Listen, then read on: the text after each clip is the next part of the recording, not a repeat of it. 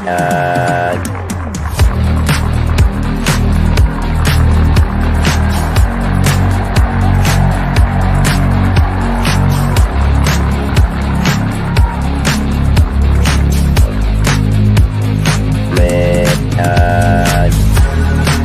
world is very different now. For man holds in his mortal hand the power to abolish all forms of human poverty and all forms of human life. It begins a very special time of the year for us.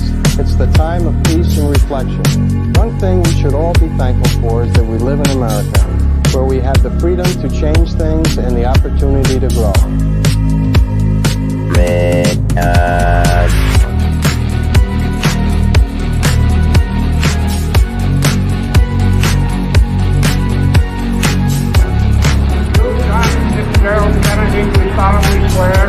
I, John Fitzgerald Kennedy, do solemnly swear that you will faithfully execute the office of President of the United States. that I will faithfully execute the office of President of the United States And will, to the best of your ability, and will, to the best of my ability, preserve, protect, and defend the Constitution of the United States. preserve, protect, and defend the Constitution of the United States. So help you God. So help me God.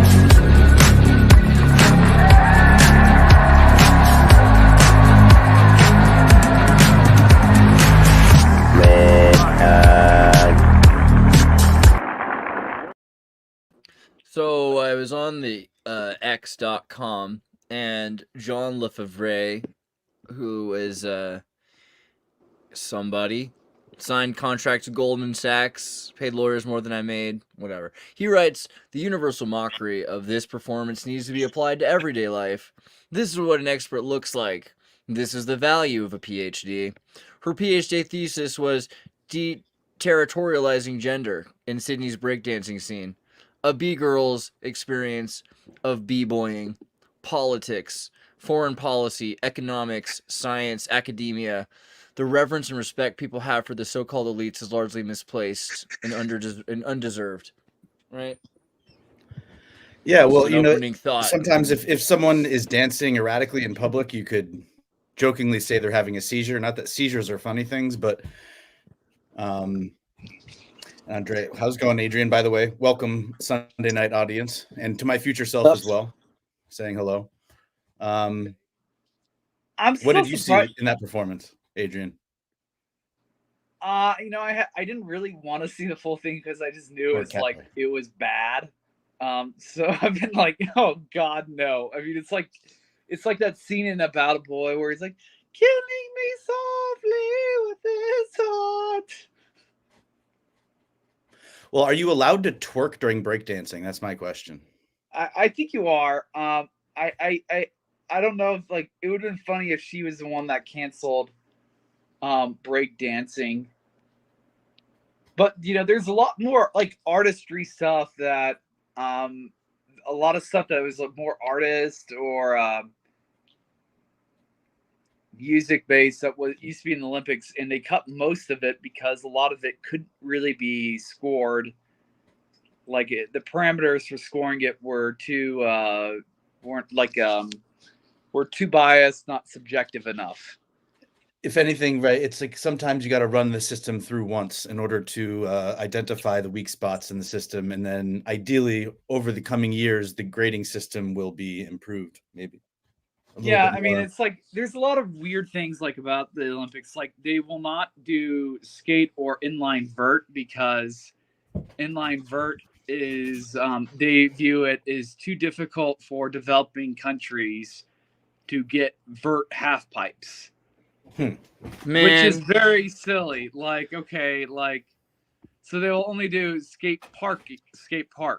Well, and so now we're moving off of the subject of breakdown. I'm just wondering if I'm the only one who saw her reenacting when she was gang raped when she was little on that stage somehow with all that twitching around and rolling she was doing. Let's do all of it at once. Okay, at first I had to deal with some cable issues because we had micro USB, mini USB, USB-C. So that's why I was gone for a second, but I'll be back. Anyway, if you watch the Goofy movie, you see that he was a good skateboarder.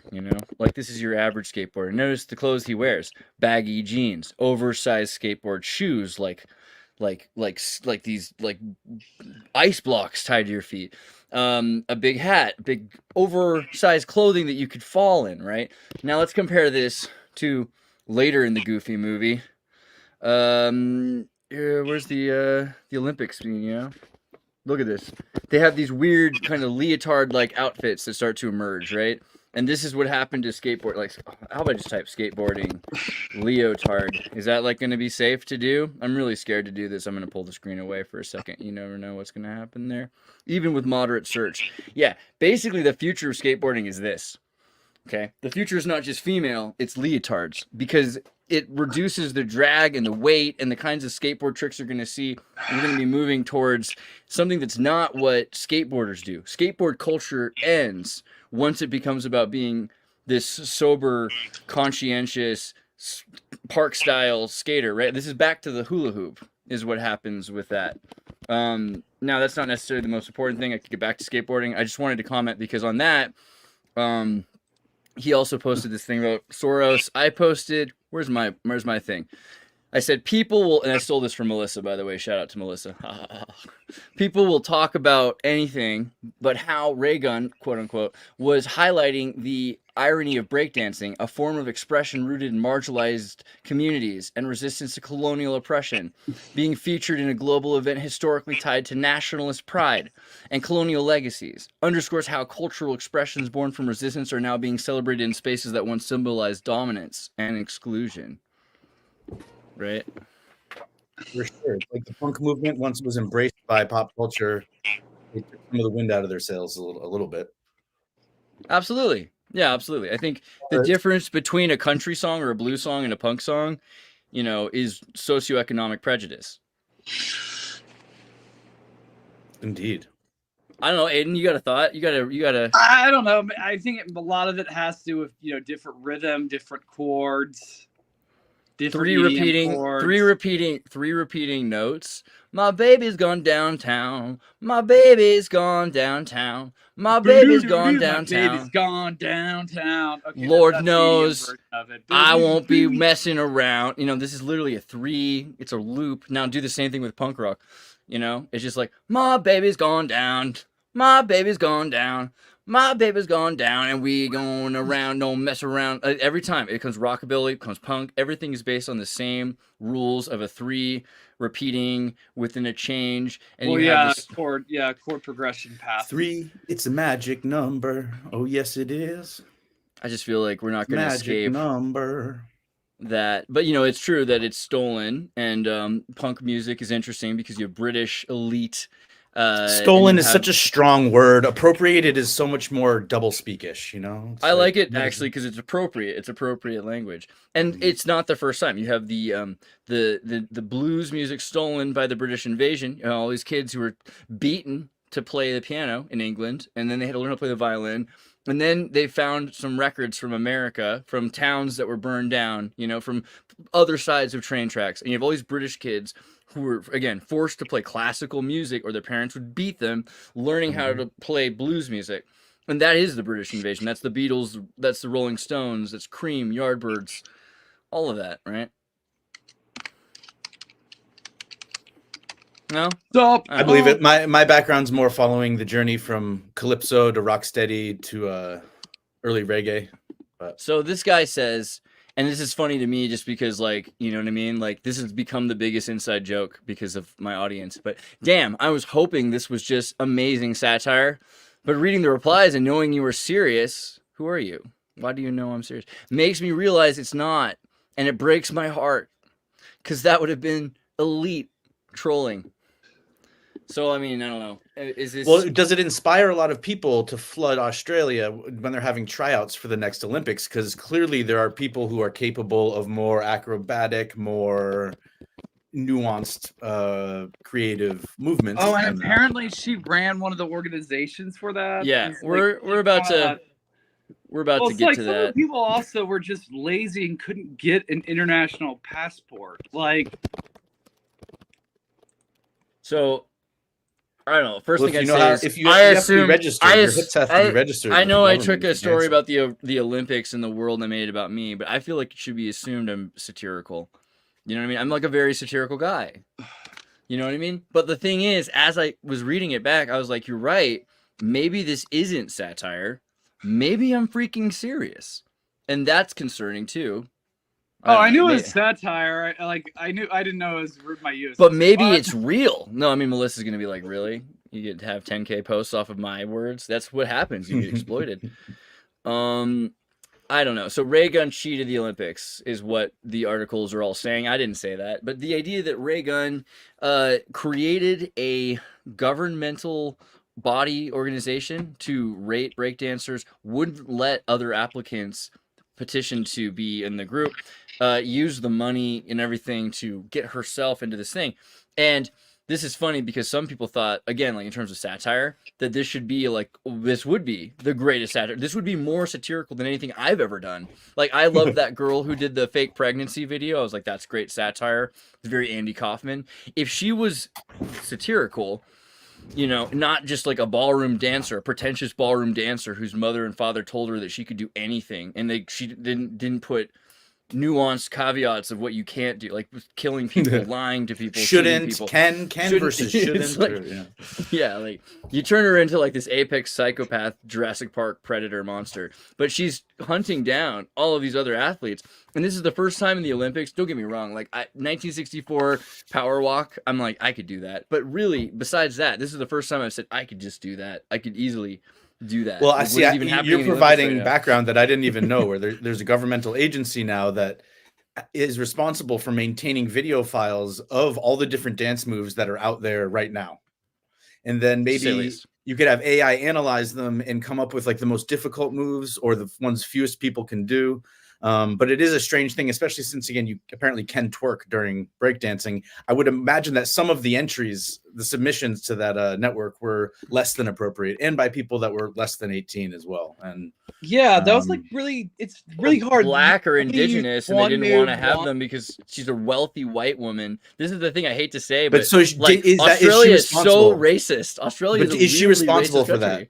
Is she responsible for underage people filming themselves and sending it to the government now? Because what the heck is it may have been unintentional. People? There are 12-year-old gymnasts. There are 14-year-old divers. There are 16-year-old skaters. What are you telling me about underage? What does that even mean? Especially 16 years old. I think specifically in our culture, at least the one I grew up in, dancing in certain ways could be seen as different than simply diving or right. But we do. But this is like, again, I don't know if pole dancing's in yet, but I feel like by next Olympics we'll see pole dancing. Yeah, I guess like you could argue. Well, no, breakdancing's not in it anymore. They canceled it.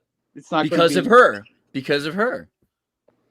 Yes. There's probably other reasons why. Legally Wait, speaking. is that true? They've removed the event? Yeah. They don't take it seriously because of Reagan. It's something now, like it's just levels of racism, you know? They're like, well, this can't even take it seriously anymore because even what really? Like this is like I mean, all right, please, Stefan, maybe you have an idea on this.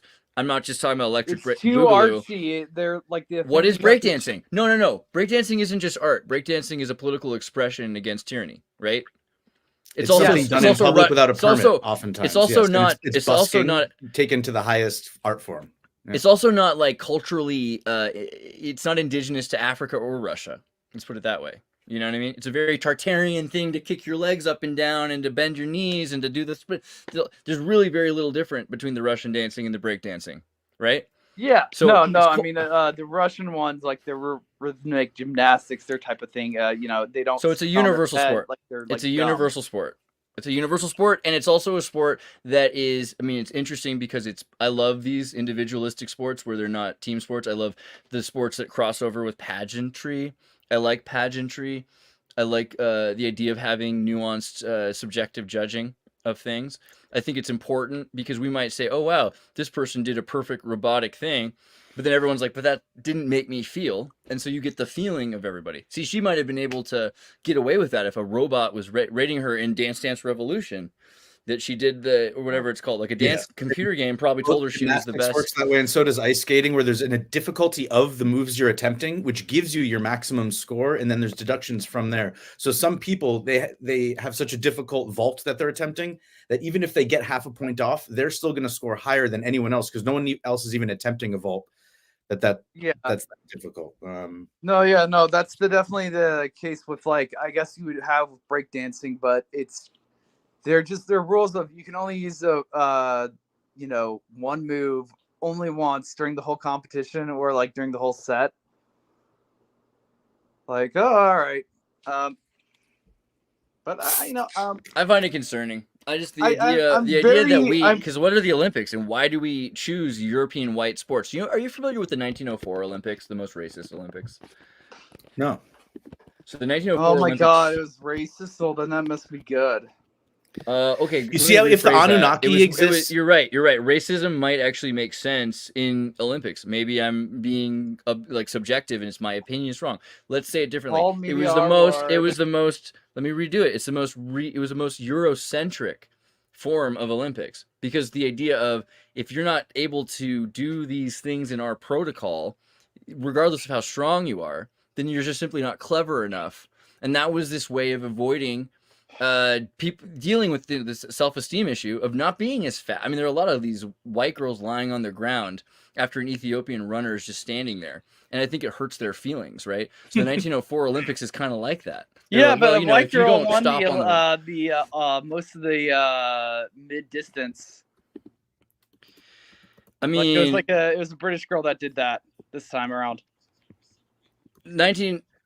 The 1904 Olympics happened during the World's Fair, and so it was really an amusement. It was in Greece.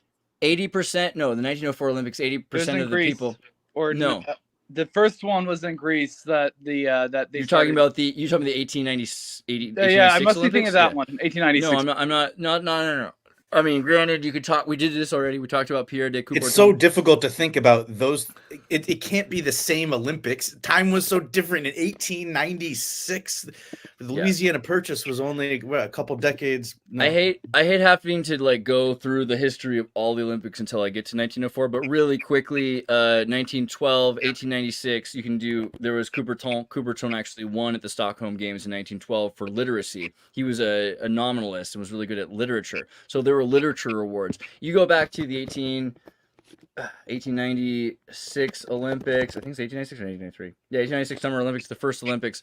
And again, this is based on this sort of theatrical version of these games that happened before it, but trying to unify towns, because they saw how Britain had Ivy League and in New York had this kind of Ivy League schools competing against each other, and this was kind of a renaissance of that idea. Okay, but by 1904 Olympics is different, because they end up it's in America. Most people can't show up around the world. It's like to take boats to America is impossible, so it's mostly Americans that compete. And because so many Americans were of mixed races that weren't European, and it was brutally obvious that a lot of them had potential to be good at athletic games, they set it up in such a way that they could amuse the Europeans that were coming at the loss of these people, to kind of show in this World Fairs event how the American European was superior in every way. And because they couldn't constantly do that, they had to use intellectual reasons, like, this person can't compete at this, they can't do that, they etc. along the way. And they're like, look, these Native Americans, they're terrible at running. Isn't that weird? They're just not evolved. But so in previous versions of history, in 1904, at the World's Fair, they're like, look how terrible. I remember specifically that 1904 or that Olympics, they did bring in, if I do remember correctly, they did bring in specialized Mexican runners from the from northern Mexico that were known to do like 34 to 50 mile jogs. Like daily. Right. True. But so they weren't being sold when they crossed the finish line, which was kind of the first time in history the world was trusting America. This is only 30 years removed. This is 3/4 of my lifetime, and I don't feel that old. But 1860s is when our midway through is when our Civil War ended, and we kind of word didn't make it out to everybody that slavery was abolished for a little while after the end of the war. But so there we 18, you're still in the 1800s, and all of a sudden you're having all these fine specimens crush the finish line and assume that someone's not just throwing a lasso around their neck and sending them to some breeding experiment on a plantation, because that's historically that is what humanity has done to each other and itself. And this is my favorite. Like, yeah, Native Americans didn't have a wheel. I mean, they did, but they only had it as a calendar, and they hadn't figured out that if you let it roll, right? Like, what is the deal? What is the deal with the? I hate to like 1619 project everybody, but what is the deal with Eurocentrism? Because it's really weird. Because everything happened there, everything got invented there. The wheel, generally, who's writing the wheel was not invented in Europe. You know what I mean? Europeans are going to talk about things that interest them, which typically are European stuff. Maybe. I don't know. I think it feels like there's canon. I don't think that's. I don't think that's what it is. I don't think it is the Europeans. Why are you appeasing those people that like even like? What if it's not? What if it's about being called like, oh, that's racist? That's what if it's not? What if it's not European? Hear me care. out.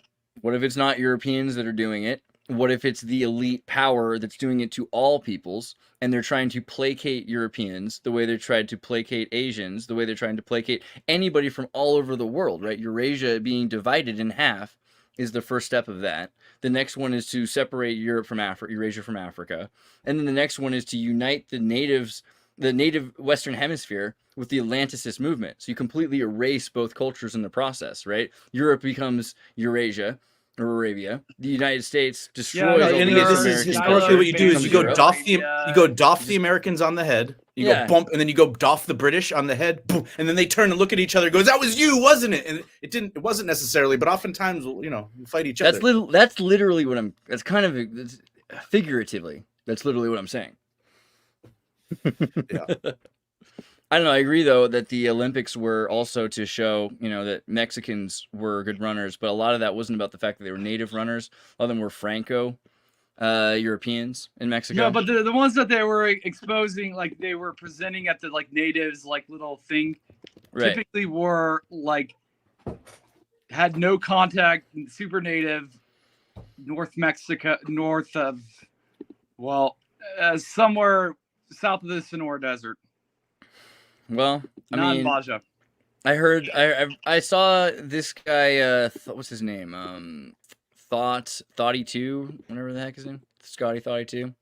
He did a video talking about it's properly pronounced with an F because it's so it's 42. He's the answer to everything. 42. His name is 42. Yeah. That makes more sense. And he had a pretty good list of some of the incidents that occurred, like wild dogs being unleashed on black runners so that they couldn't win the the endless race where you have to race as long as you can, get as far as you can. The distance race. There used to be an Olympic event where you just ran as far as you could, not just in a circle. You know what I mean? Well, yeah, that would be very dangerous. But the dogs, especially when they were like letting dogs loose on the contestants. Well, yeah, that's not true because the dogs would have eaten the black people.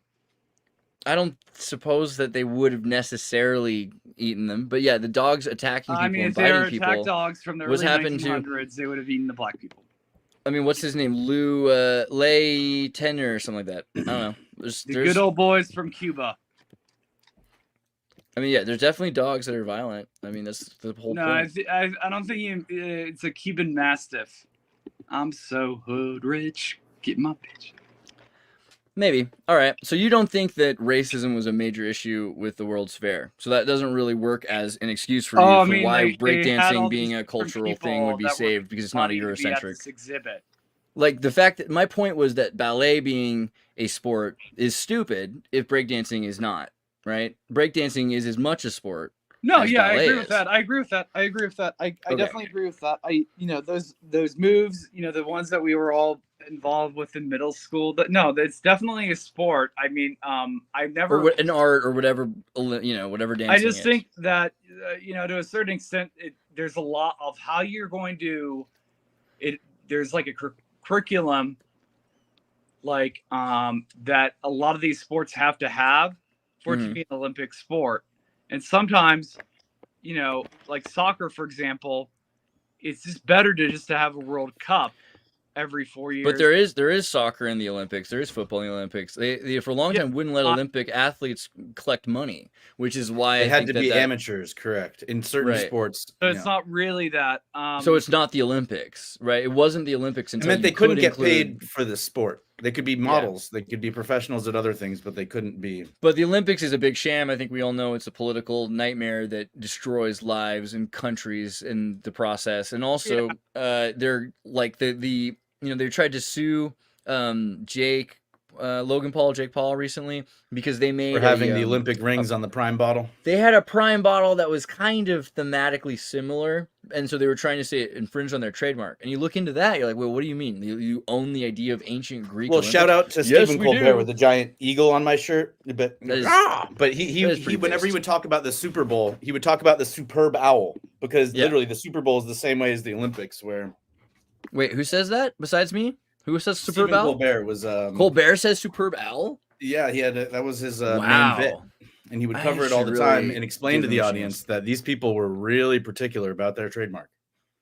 Yeah, no, it's not a joke. Oh yeah, no, I get that. Like, but no, I mean the idea that the trademark was so close is stupid because they cannot own ancient Greek.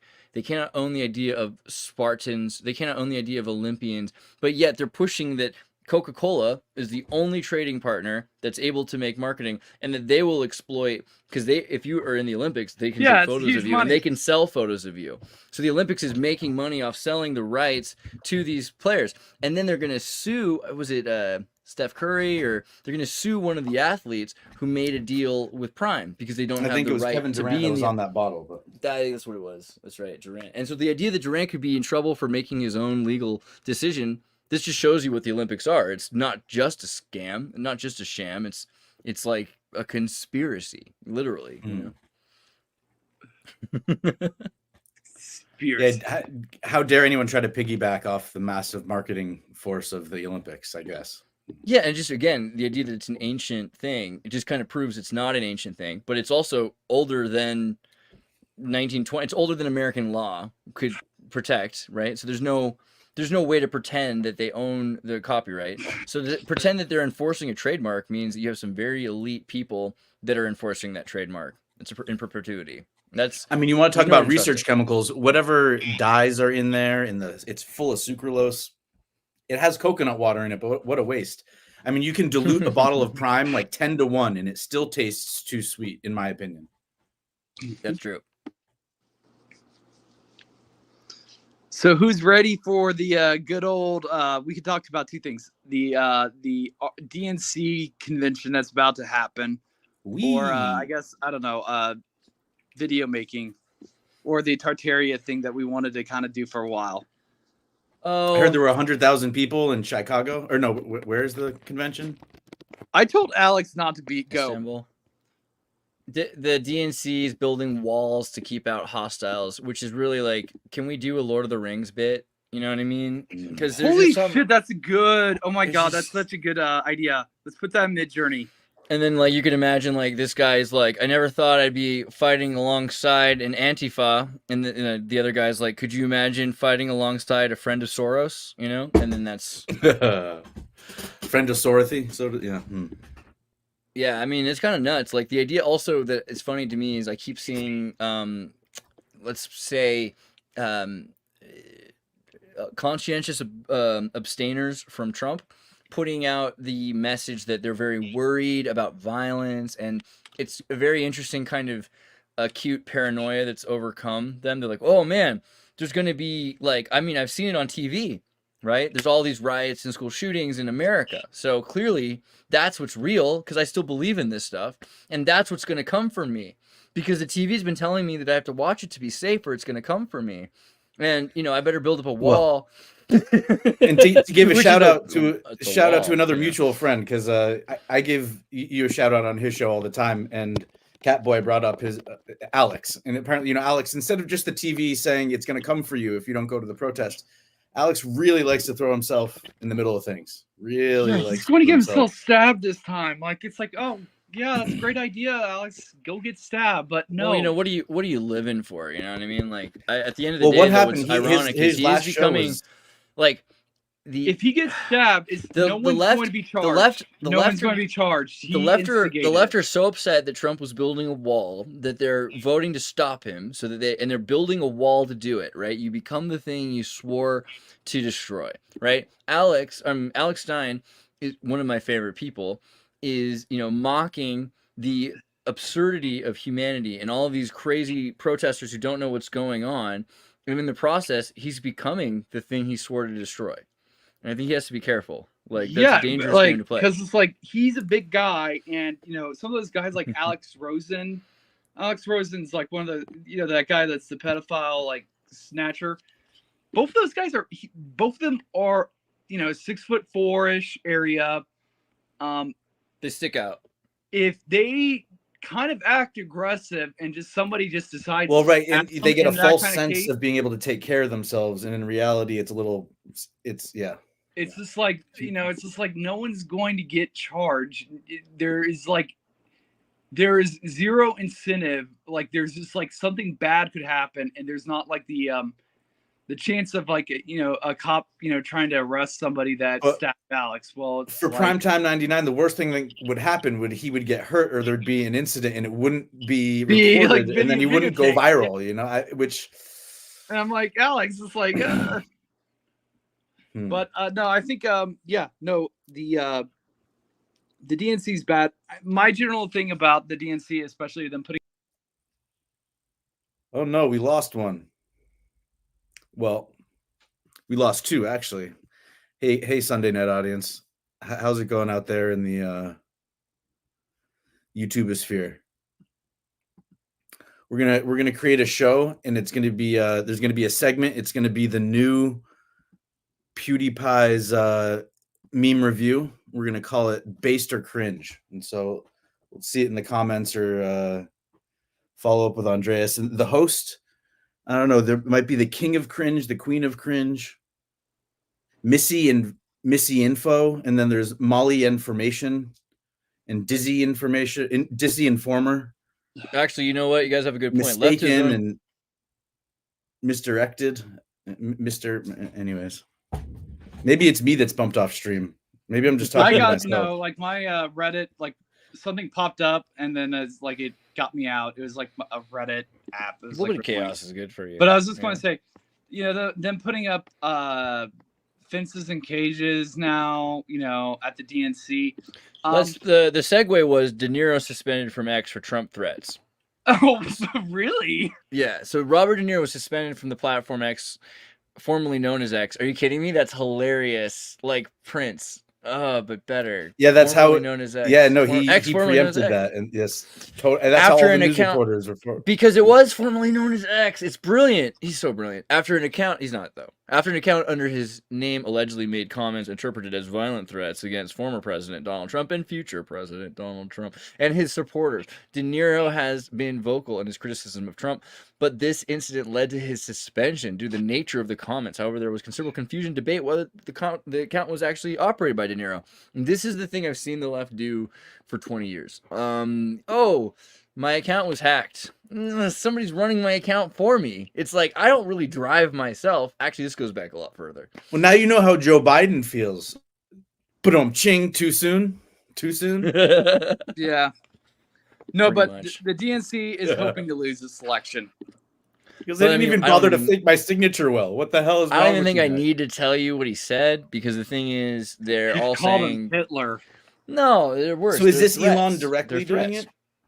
No, I don't think so. I think Elon Linda has Yaccarino's definitely the one running it, made it clear what the line is now. But it's, they're really, we kind of know this. We could talk about Vance. We could talk about the tech, Peter Thiel. Isn't there a Joe Rogan Peter Thiel episode that just happened? Oh. Yeah, and Julian Dory, I think, just did an episode with him too, if I'm not mistaken. But I feel like everyone needs to know everything they can about Thiel. I mean, obviously, Stefan, you know a decent amount about In-Q-Tel, more than a lot of my friends. Wait, does Robert De Niro even have Only that I know it exists. I'm telling you that it's fake news.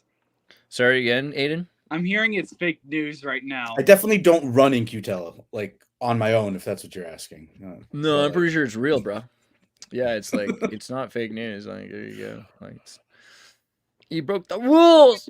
But so the idea with Twitter, the platform formerly known as, is if there's a dispute, you can run it up the flagpole. And Elon's got deflection because he can say there's a CEO, but no one has asked him from a news or journalist standpoint to verify the post that Biden made on his account. Because there was a lot of discussion that it didn't look like his signature, it wasn't on presidential letterhead.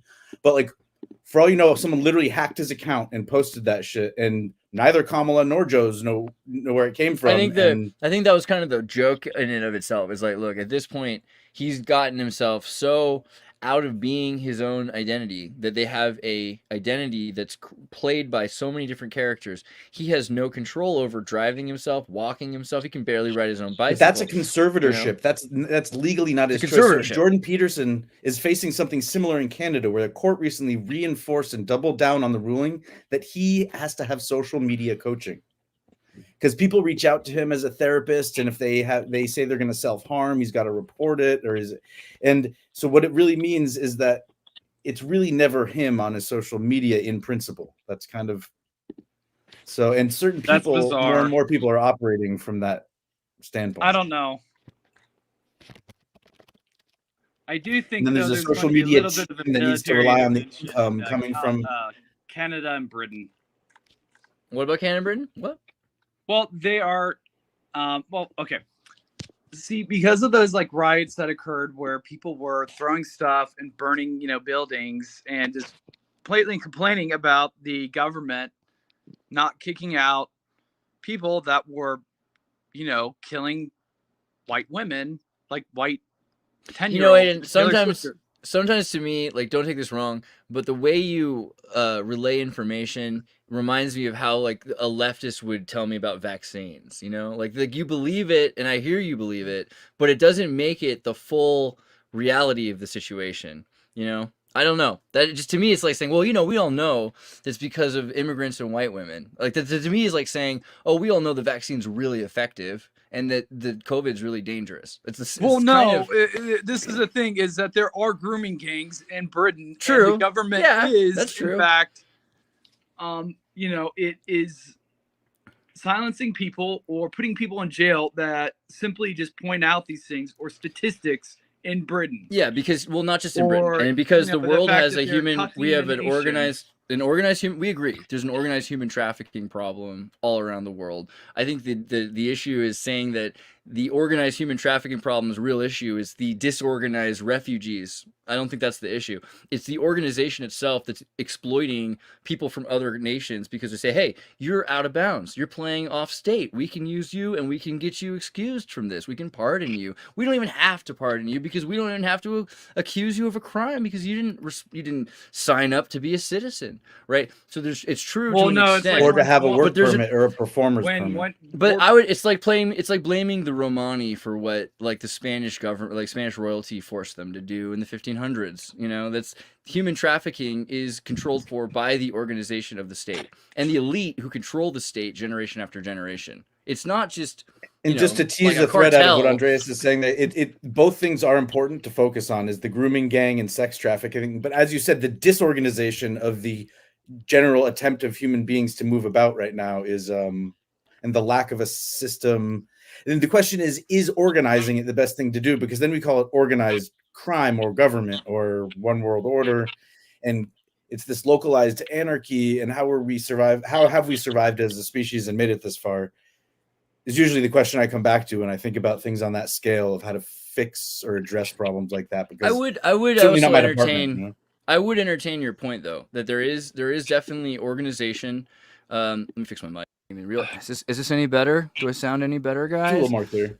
All right. If there's organization, it's because of, in my opinion, the elite who run the state. But it is exploiting, like you said, refugees. Because if you destroy a country and you make it impossible for them to live at home, and you figure out how to like select from that group the criminals, then you can use them, especially if you have them in your own pool. This is what happened in Oakland, right? When we have sanctuary cities, you create sanctuaries for criminals, not for refugees. Sure, there are criminals within refugees, but and how is it made impossible for people to live at home? It doesn't have to even be en masse. I think the idea of having internet cafes and access to the world through these portals is one thing, but as soon as it's in everyone's pocket, there's a certain percentage of the population that's going to feel like they are in either the second or third world, and that their mission in life is somehow to either go to America or to go somewhere else. And they kind of maybe seen as either iconoclasts or just people that are learning foreign culture as opposed to their own. Right. Marby Dog brings up an interesting point. 20% of federal prisoners are illegal immigrants, much higher than the representation of the general population. Yeah, I mean, it's also the, and I'm not going to blame, but a lot of Mesoamerican countries, including Guatemala, parts of Mexico. Anywhere the Iran-Contra happened, yeah. Anywhere the CIA, yeah. Totally. Well, no, I mean, it's like they do not have the resources to manage not exactly violent people, but mentally ill people. So schizo people that, cry randomly. They get chained in the basement often, in certain cultures. Yeah, and then when they have to flee, those people are often killed out of shame. Or left because there. Otherwise, yeah, so they kick them out to America, during these boom out, crazy immigration things as a way to... Okay, there's 100% truth behind the idea of emptying out. It's funny when people talk about, Trump talks about these other countries being, shitholes, I'll say it. I don't think that that's a correct term because every other country I've been to kind of a little bit better. But what's interesting is I've noticed a lot of the criminals from those countries aren't there anymore. They are here. And it's not just the criminals, it's the non-productive, as Trump has put it. So what you end up with is you have a really efficient state that emerges in Nicaragua in the next 20 years because you have all these Rotary Club educated kids. And anybody who wasn't, they can go play Fortnite in Arizona. Yeah, kind of so there's that, but it's also for example, England, when they decided to open up their borders up to multiculturalism, it was Tony Blair's staff in the 90s. They specifically, they've always been pretty multicultural, but they specifically looked at Pakistan for people that they could get, and the areas that they harvested from Pakistan were the areas of the highest amount, were very conservative, right? Not really liberal thinking. Yeah, but there's a lot of conservative areas that had the highest levels of sexual assault and grooming, and they knew that was going to be wasn't the reason to the Labor Party. That wasn't the reason. Hold on. Let's take some context. So you have Maxwell, right? Robert Maxwell, who is cheating the Labor Party out of $5 billion. This is something that Tony Blair was the architect of. I understand. I'm just giving you the context, though. It's not just about sexual devastation to the United Kingdom. That's not the only goal that they had. The goal of having conservative Brits, and which is what Pakistan is, by the way. They're British culture. They're divided. No, from they India. aren't. They're very. Pakistan's extremely British. Ask most Pakistani people anything in English, they'll respond to you with chap. They'll drink tea. They're very British people. And Islam is a very British religion, right? The Queen of England. If you think about going back to the 15th century, the royal families were converting before the Spanish Armada was coming. There's a lot of Scottish royals that were members of the Arab Masonic religions that were emerging. People that were already being... The Queen of England traces her lineage back to Muhammad and Solomon, okay? So no! Yeah, she does. No! Yeah, she does. What? The Queen of England can trace... The Queen, her she's not alive anymore. Bloodline, she's dead. That's a good point. Stefan wins on that one, but... Ding, ding, ding, ding, ding. But King Charles III line does, too. and to the Norman line. But yeah, a little bit of Godwinson. Wait. Does Andreas know something we don't know about the Queen? Wait a minute. Now this could get spicy. Maybe I did hear something weird about happening with her coffin in Wales. I don't know. I mean, there's a lot to the royal family, but let's see here. Wow, Snopes doesn't even want to do. Check this out. There's a Snopes article about it. There's a Snopes article about it, but it doesn't have a true or false. It just says, in fact, it's plausible. Murky. Yeah. No, there's no. No, it is, though. It is true. Where? I mean, who is she directly related to? And again, guys, specific area. Think about how many people there are in England and on Earth. And again, the idea of depopulation rituals. There were times where just certain families or ethnic groups would get together and fucking kill fucking everybody in the certain area for a while, and they would just agree that if you didn't look like us or have the secret handshake, you're fucking dead. And there was 1,000 years of history before we get to this modern time where we have Olympics and these repeated rituals. Who was Zaida of Seville? Who was I think we should celebrate the fact that there's a lot of people alive. I'm just going to point so out. This is Zaida of Seville. Okay, So if you think about it, and you know about the Visigoths, and you know about Spanish, like from the Cordoba Caliphate into the Spanish Inquisition, then you know that there are royals that would have been part of the Cordoba Caliphate that would have been Mazarab, and this is Zaida de Seville, who is related through the Portuguese line to the Queen, and now the King of England. But still, of course, there's going to be royals that are related all the way down, and as soon as you marry into Spain, you're going to be married into royals that are going to be connected to the Prophet. That's pretty reasonable. No. All the royals were charlatans anyways. They were just paupers, or they were just dressed up in costumes. He does not have any living descendants. I mean, he does, like, from... It is like, I don't think he does not have any living descendants. It may be from an uncle or something like that, or somebody distantly related, but not through him. You think that the Alis are all killed off? That's kind of interesting. I'm not convinced of that. That was actually, there was a thing, but is that one of the things of the Prophet Muhammad's like descendants, the Alis are alive. His kids at least, his direct descendants were poisoned or murdered before they're like 12. That right. I know. Ali, I forget what that was, his cousin, right? Yeah. Okay, so that's not necessary. That's not of his line. That's of his family, but that's something different. And that family is very, very like the Shia line that I guess you would say Ali is from. That is now Ali. That's very organized. What would be worse, us talking about pregnancy and reproductive rights and issues as three guys, or talking about this as no? What I was saying is three guys. Yeah, that is that. Although at least Andreas is a scholar when it comes to this stuff too. I know that at least. Well, at least Capo is a gentleman. In Shia Islam, there's usually always a fratricidal civil war every 30 to 40 years. Where do you think Thomas Jefferson got the idea? What? Andres, your name came up today on Nerdrotic. They started out the episode talking about orichalcum, and none of them knew what it was or could even pronounce it. And the host, the guy with the beard who was on Piers Morgan with a few other people, he goes, so when I was if Andreas was here, he would know what it was. He could tell us. When I was a kid, my dad had a briefcase with a bunch of these old coins in them, and I was so convinced they were from Atlantis. And then I asked him, I was like, "Are these from Atlantis?" He's like, "Yes, they're the orichalcum."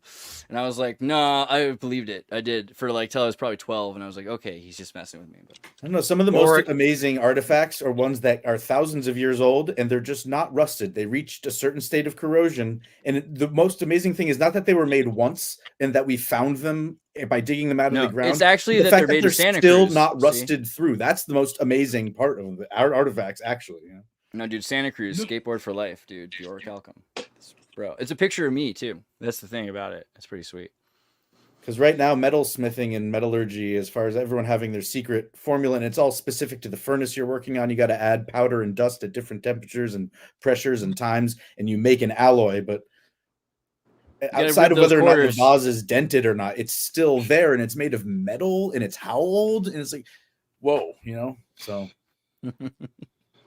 Yeah, you got to rib those quarters. You know the deal with Archimedes, and he's like, what are we going to do? Everyone's breaking up the gold in their pockets. If you have ribs around it, then you'll be able to see that they're perfect on all edges, right? Good old Archimedes, who also studied in Alexandria from Arabs. It's one of those things. I mean, yeah, no, it's possible that she's not descendant directly from the paternal line of Muhammad, but I think maternally... Alexandria, right? The likelihood of him getting a bunch of people pregnant is also plausible, too. I mean, it could be a Romanov thing. So why did the Library of Alexandria So Joseph Smith could do it, but Muhammad can't? I don't know. Well, here, guys, riddle. Why did... if you look at, the Islam... Why did the Library of Alexandria burn, though? 700 A and 100 AD. Most plausible scenario. There was a lot of assassinations. I think falling into disrepair was a major element of it. I think people started submitting smaller and smaller little prototypes of things that were dynamo engines, because it's one thing to draw out the technology that you have in a scale, and then they're all stored, and accidentally someone like a radio wave goes through, and 3 of these vacuum tubey things that are in the Library of Alexandria as the prototype model, as the display that everyone was looking at. I don't think it was went kabooey. I don't think it was. I like that idea, but I think it's more like there were people that figured out how to do these things. Major guilds would have one. They would run that for their company for maybe 100 years, and after about 100 years, people lost interest, stopped understanding how it worked. Just have this thing in the back of the temple that they think is kind of spiritual. They don't even completely understand. Well, exactly like how it this. works. You see this Right. orgon thing. You know, these little these epoxy pyramids that they make, and they've got copper coils in them. Now that I really think about it, that's exactly what a latent passive radio transmitter would look like. Totally. So just like you said, they're being kept in the back as ornaments, ornamental items from a bygone time, and they may still be functioning. You get rid of Hypatia. So once Hypatia's gone, right, and not teaching people anymore, I think that's a major collapse of education at the Library of Alexandria. And it doesn't take more than a generation after that for education to break, right? Because men don't know what they're doing. And then outside cultures would see it as a place to either infiltrate or shut down because the people that are being educated there are getting over on their people somehow because they're too intelligent or... oh no, that's a very I like one of the things I love about you, Aiden, also is that I have a very California lesbian boy perspective, and so like your alpha male cat boy Texan thing really does balance out my perspective because I can see how that isn't completely accurate, and I might be kind of being reductionist, and there's more too. But what do you think? Why do you think the library? Yeah, true. Let's turn it back over to that. I was trying to divert from the intensity of the conversation and this subject matter, which was making me uncomfortable. But dude, I'm not sure you're actually coming at it from different points of view. I think we're going to educate the audience either way. My main understanding of it was from the 1960s versions of Cleopatra. There's a 1955 one, and then the 1969 one, I think, with Liv Taylor. Is that wrong? Elizabeth Taylor. Not Liv Taylor. You're thinking Steve Tyler's. That's Steven Tyler's daughter, right? Yeah. Man, but wouldn't that have been hot? Sorry, Liz Taylor. Armageddon style. I'm gonna deep fake that later when no one's around. And I watched both of those or parts of them because that was my first thing of the first idea of doing the deepfake movie was that because glamorous, and it was pretty big. And then but the Library of Alexandria got destroyed completely though by a mega earthquake, and it kind of makes me there wonder is a new one, by the way. How many what if there's completely different tales that were in those books, or a Gilgamesh tale, or something very bizarre that was completely. Well, that's kind of. Did you see that movie Agora about Hypatia? It's got that girl from The Mummy, That was completely contrarian to what we kind of know of these epic myth tales.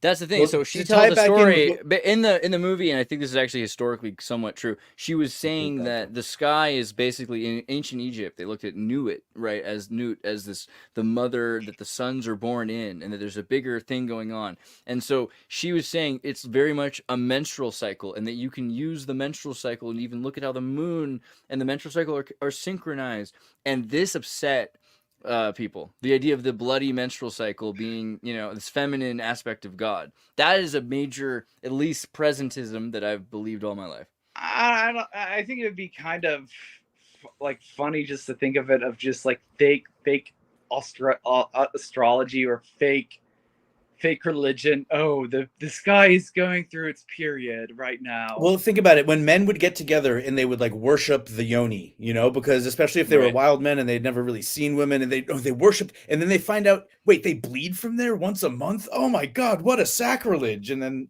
I mean, I don't know. Sex ed was a little different back then, the Comanche had a ritual that they would not sleep with their wives or be in the same room sleeping next to their wives until they their wives after their kept it a menstrual secret. cycle. So Ackaby asked me about my thing about the fake Alexandrian theory, and if you've seen the video I just put out again with David Ewing Jr., that ancient Greece did not exist, talking about this idea that much of what we believe to be true about ancient Greece isn't true. Like the idea that dinosaurs are a terrible rebranding in the 1920s of dragons, and maybe dragons were a better, more accurate story because at least they're from firsthand accounts, not just people digging up a pinky bone and thinking it's a femur or vice versa, right? You know? Yeah, I mean, the whole idea of the fake history of it, but there is something to that, though. The Silk Road went through. This is actually did occur. I do know it occurred. One of Isaac Newton's big things that he was into was alchemy and stuff like that. But he was also into the belief that there were dragons in the Swiss Alps area. Now these dragons were like these find the lie floating rock things, if I would believe right. You know what I'm talking about? Dragons, Swiss like an Alps. Avatar. I remember them. Or not floating in the air, floating in water. I don't know. I always the quod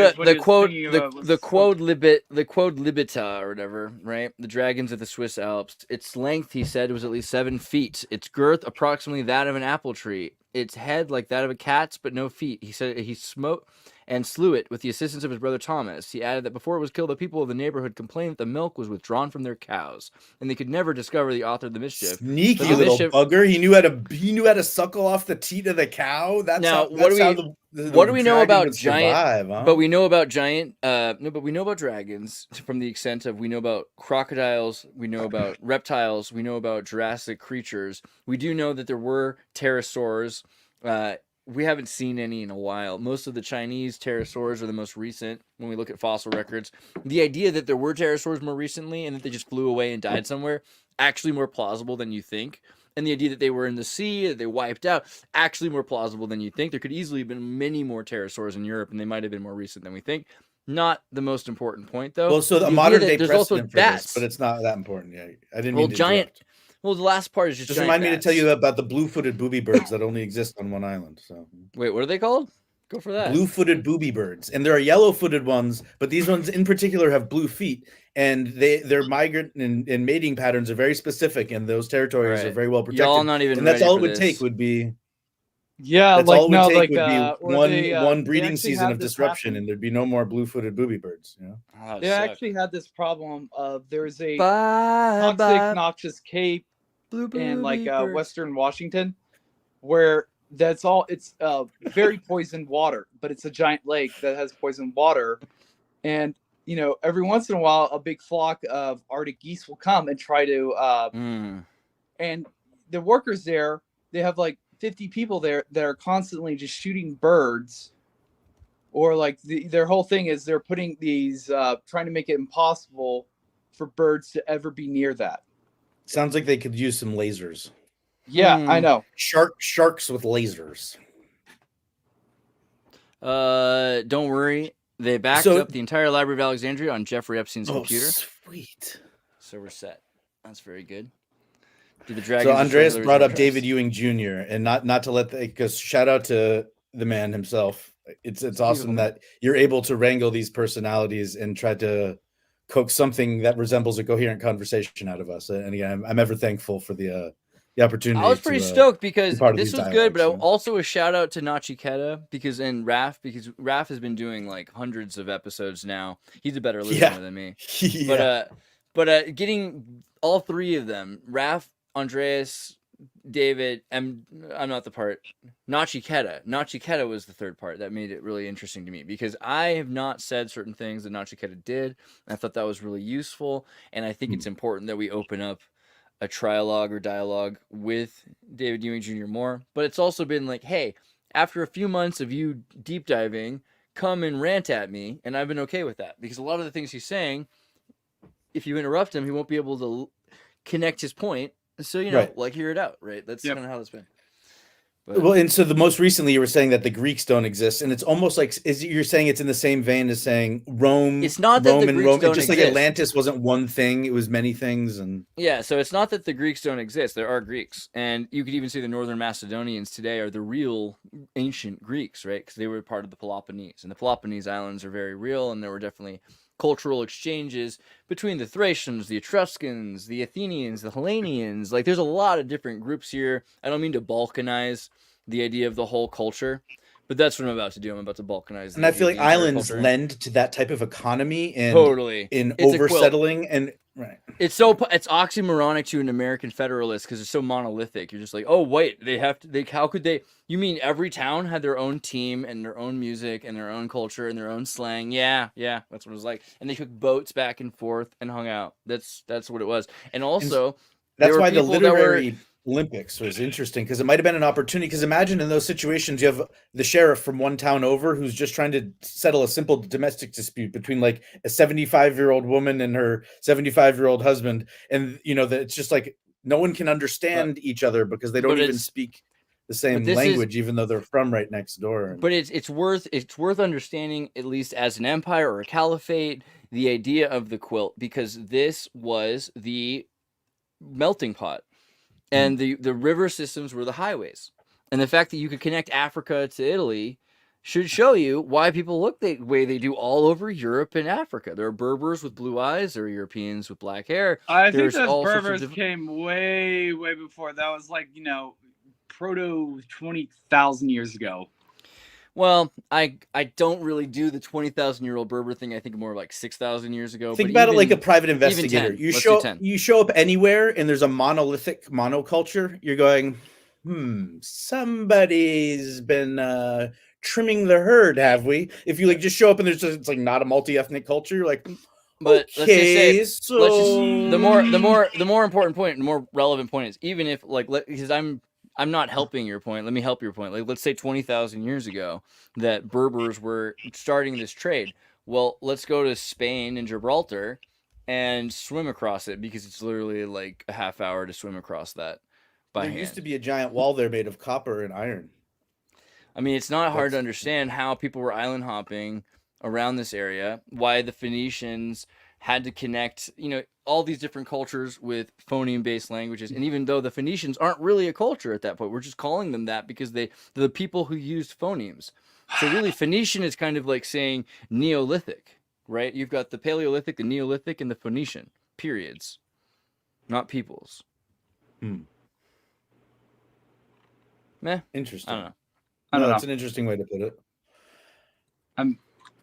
I think the Olympics as well, in the way that you would show people from certain countries all looking a certain way, is part of the propaganda that leads us into this siloed mindset that there were no black Germans back in the day. There were no white Africans back in the day. The idea that there were like continents with like unique groups of people, that's interesting to me to an extent. But the more you look at it, the more you see that people were trading and traveling all the time. And for there to be people in one place and another place is because they're interacting. There's no possible way, unless you're saying that just aliens put people in random places and they had no connection, which is, it's a theory. Otherwise, that's actually, I don't.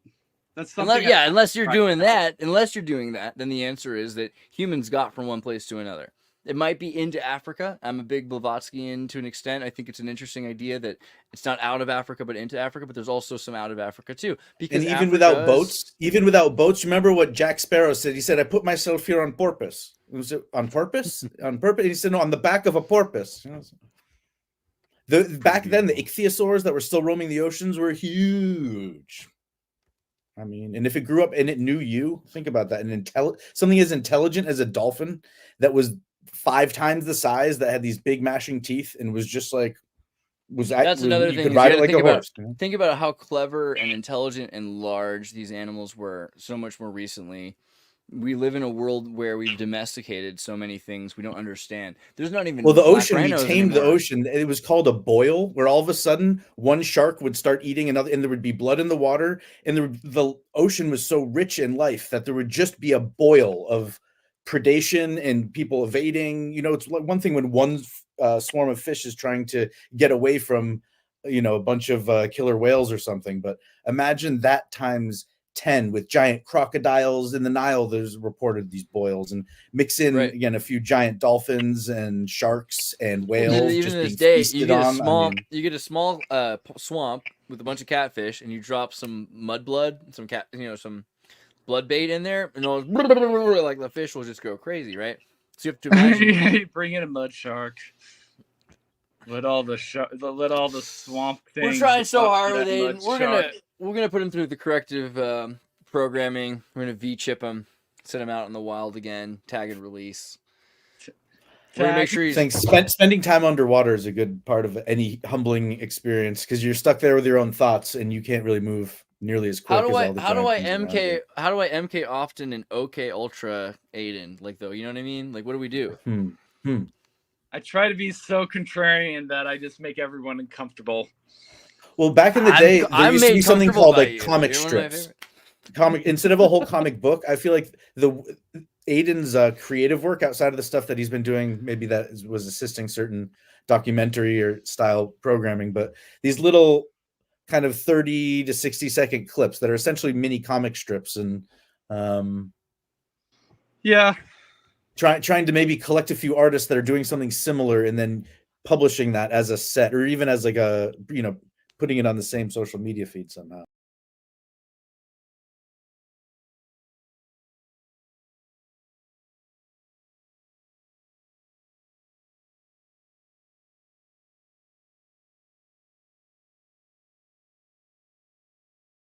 Gonna get copyright strike. I know, right? What a shame. Jeez, well, no, Vichi's cool with that stuff. Really? Because he got murdered for human trafficking, so he's cool with that stuff? Is that how that works? Well, no, he's like one of those guys that just allow anybody to use his music. Really? Yeah, I don't know about streaming like in this, but I specifically when I asked to use Avicii and they allowed it. Like they did the filtering and you're not is your channel's not partnered, right? Like you're not monetized or anything, No, but they do weird. They change their rules when you. It's very. Come sit a little closer. Get rid of that. Whenever anyone says work and use it. It's free, and then they don't even own the rights to their own work. You're going, I see what you're doing there. Yeah, you're just trying to entrap me into being. So I use like FM84 for example. Oh yeah. Although, wait, you were saying, Andreas, you wanted where do we publish that with your permission? Let's make a clips channel. They sometimes if you stream on there, if you have like a Bandcamp. Did I post? I didn't just have a dream about that, right? I really you posted on YouTube. You requesting. I should read the comments. I haven't even checked the comments yet. It was like the middle of the night. I was like, I'm not just actually reading your thoughts. Yeah. No, yeah, but you do, and it's cool. I just want to get someone to help me cut. Like I was just thinking about it. I have so you just need a process where you review 10 to 20 clips and either approve them for posting over the next week or not or something. I don't know. No, even easier. What we got to do is get some people that are down. I'm sure help. Yeah. So people that are down, we clip the clips. We use. So Melissa actually helped. No, Emily did a lot of timestamps for videos. So we have timestamps for things. And AI is helping with that too. If we cut some clips and then we put them into published unlisted and then we just list them when we want to, we'll be like, okay, I'll watch that before we list it. We just upload it. And is it 1 minute, 30 seconds, 5 minutes, or you want a variety? Yeah. You kind of create like an array of clips. And right. That's YouTube is like you get so many random views of people. They're focusing completely on that now. Like, so that's why I only do minute long things. Yeah. They'll go through very specific things. The problem with my channel, and granted we could put on a new channel, but the problem with my channel is that if you put a 2-hour, my channel is used to having 2-hour views. My algorithm sees that my audience only saw 2 minutes, even though the video was only 2 minutes. Yeah. Right? It says, oh, well, they only saw 2 minutes. They must be going unless down you post it under shorts, I guess. That's how I guess. I know it's hard because then it inflates your numbers. Something different. Yeah, okay. It's very weird how they do, but I do know that if you do shorts and if it's in the format and it's uploaded through your phone, it will be viewed differently. And let's face it though, gentlemen, we're 8 adpocalypses into this YouTube, AdSense pay.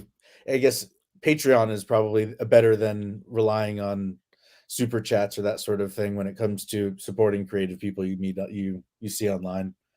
And lots of views don't always translate to. Is Sydney Sweeney good or evil? Everyone talks about her boobs. They're like her boobs are saving woke culture. They're or repairing us from it. That people are getting past their. I mean, I know that by the way, I know, and I apologize to anyone who says I've been hypersexualized or crass in my thumbnails recently, but I think it's a relevant point to our culture. I'll get into that later. It also was just Comic-Con, but yeah. No, but this whole idea that we're going to desexualize our culture has ended up destroying our culture, because sexuality is part of the vital forces, the Reiki and Orgone energy, right? And we just Catboy, what's your opinion on Sydney Sweeney? We haven't really gotten rid of sexuality. We've just perverted it, bastardized it, discriminated against it, withheld it, exploited it, manipulated it, and the people who live by it and are produced by it. And wait, call me a letter. Wait, so let me get this straight. This is an actress, and she's shown her boobs on a movie, and she's still allowed to show her face in public. No. This is like, we live in a Sharia world. She has boobs. That's all it is. She hasn't. I've never even gone. I don't know. Actually, you know what? I'm one of those guys who doesn't actually look for boobs as much as I should. I guess. Speaking of America, in Boston this week there was a topless protest. They marched from like City Hall to the courthouse topless. And no, this is relevant. Please continue. But can you explain why you think that a topless protest would be beneficial? I mean, obviously a lot of people laugh at it, but don't you think there's probably something I think to a lot of people walk around with like this large stick up their ass a lot of the time, and that it's 100%. Good to just like even like try to take it out every now and then. That's kind of, I mean, when it comes to certain things, and like people being the idea that the human anatomy is somehow illegal in a lot of ways, which is just strange. Yeah. My main thought is that Tim Sweeney, who runs Fortnite and is creating the metaverse, has the same last name, so she can't be all bad. What about the Olympic? Then again, I respect privacy and modesty. I admire modesty and that sort of thing. And I'm concerned. But then when someone crosses that line to celebrate their own beauty, or it's So Olympic medalist Alicia Newman reveals her OnlyFans page crashed after her twerking celebration at the Paris Games. She was a Olympic athlete. I've seen Mormons upset about this. I've seen Christian fundamentalists even more upset. Are they just jealous that their hips don't move that way? Or I feel like, what is it? Who do we blame? Like the collapsing society norms. I just don't see the problem with this as much as I want to. The problem I see is that part of the she Olympics, has to. That's the offensive part. It's supposed to be a child, family-friendly, wholesome thing. And no, it's again, not. certain dance moves are illegal. Olympics and if you can move your hips that way, you have to be registered to the government. Like we said earlier, video of it. Like we said, the Olympics is the Olympics is a Eurocentric, racist, oppressive, colonialist, propaganda mind control show that is torturing people, little girls to wear ridiculous outfits, hypersexualizing gymnasts, giving steroids to teenage girls in Russia, not letting Russia compete, all these things, right?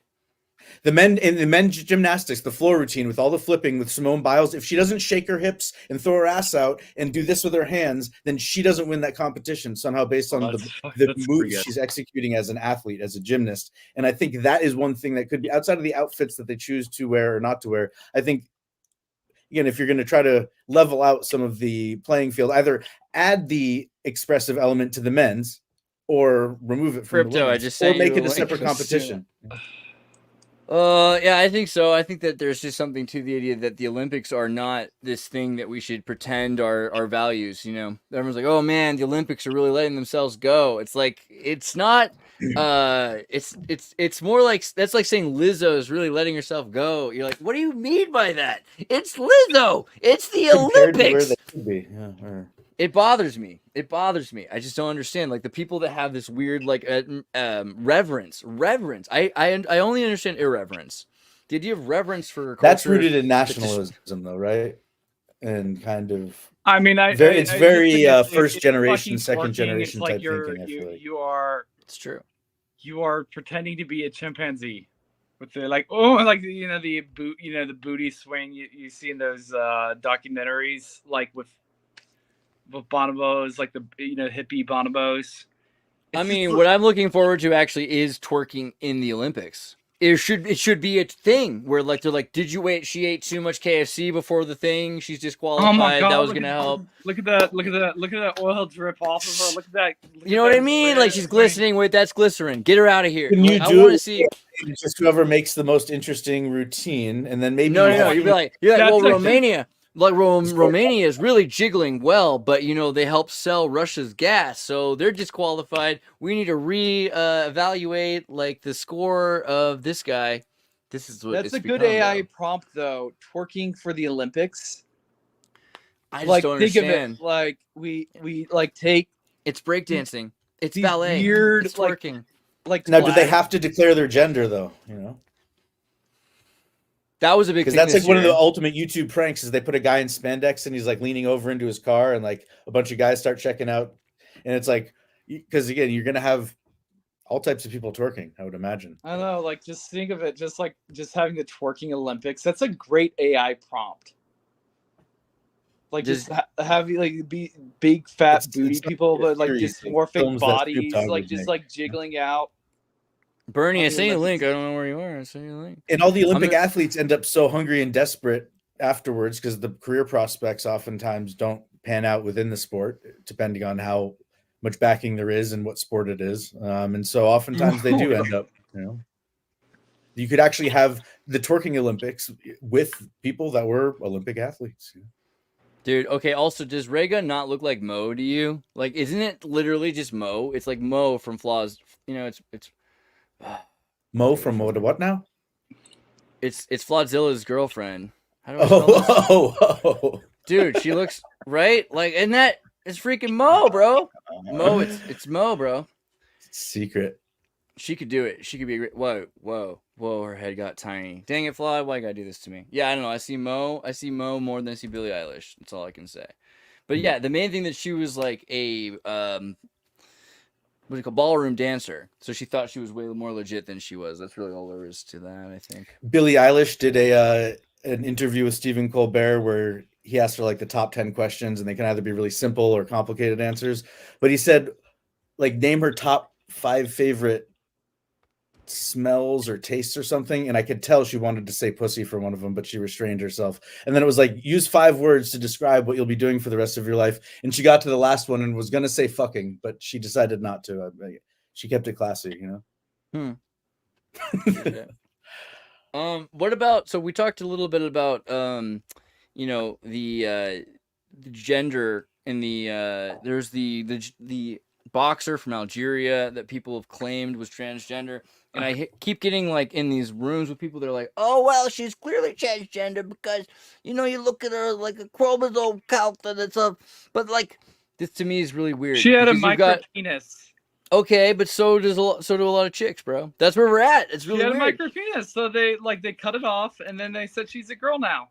So you go to House MD, supermodel discovers she's genetically male. So you've seen this episode of House, I hope you all watched every episode of House because it's a terrible show and I don't really recommend it. I think it's weird. Yeah, I have that general view. I have a nihilist German friend who's like, this show is really just destroys my understanding of cult. I can't even do it. He's upset that in certain secret slang, the word intern is slang for someone who has like testes on the inside but is female on the outside, I guess, or something. Interning. They're like interned kind of. It's a great soap opera because basic people that are afraid of reality and live their lives safely inside of their suburban boxes watch this show and they really understood a lot of their life choices through this show, right?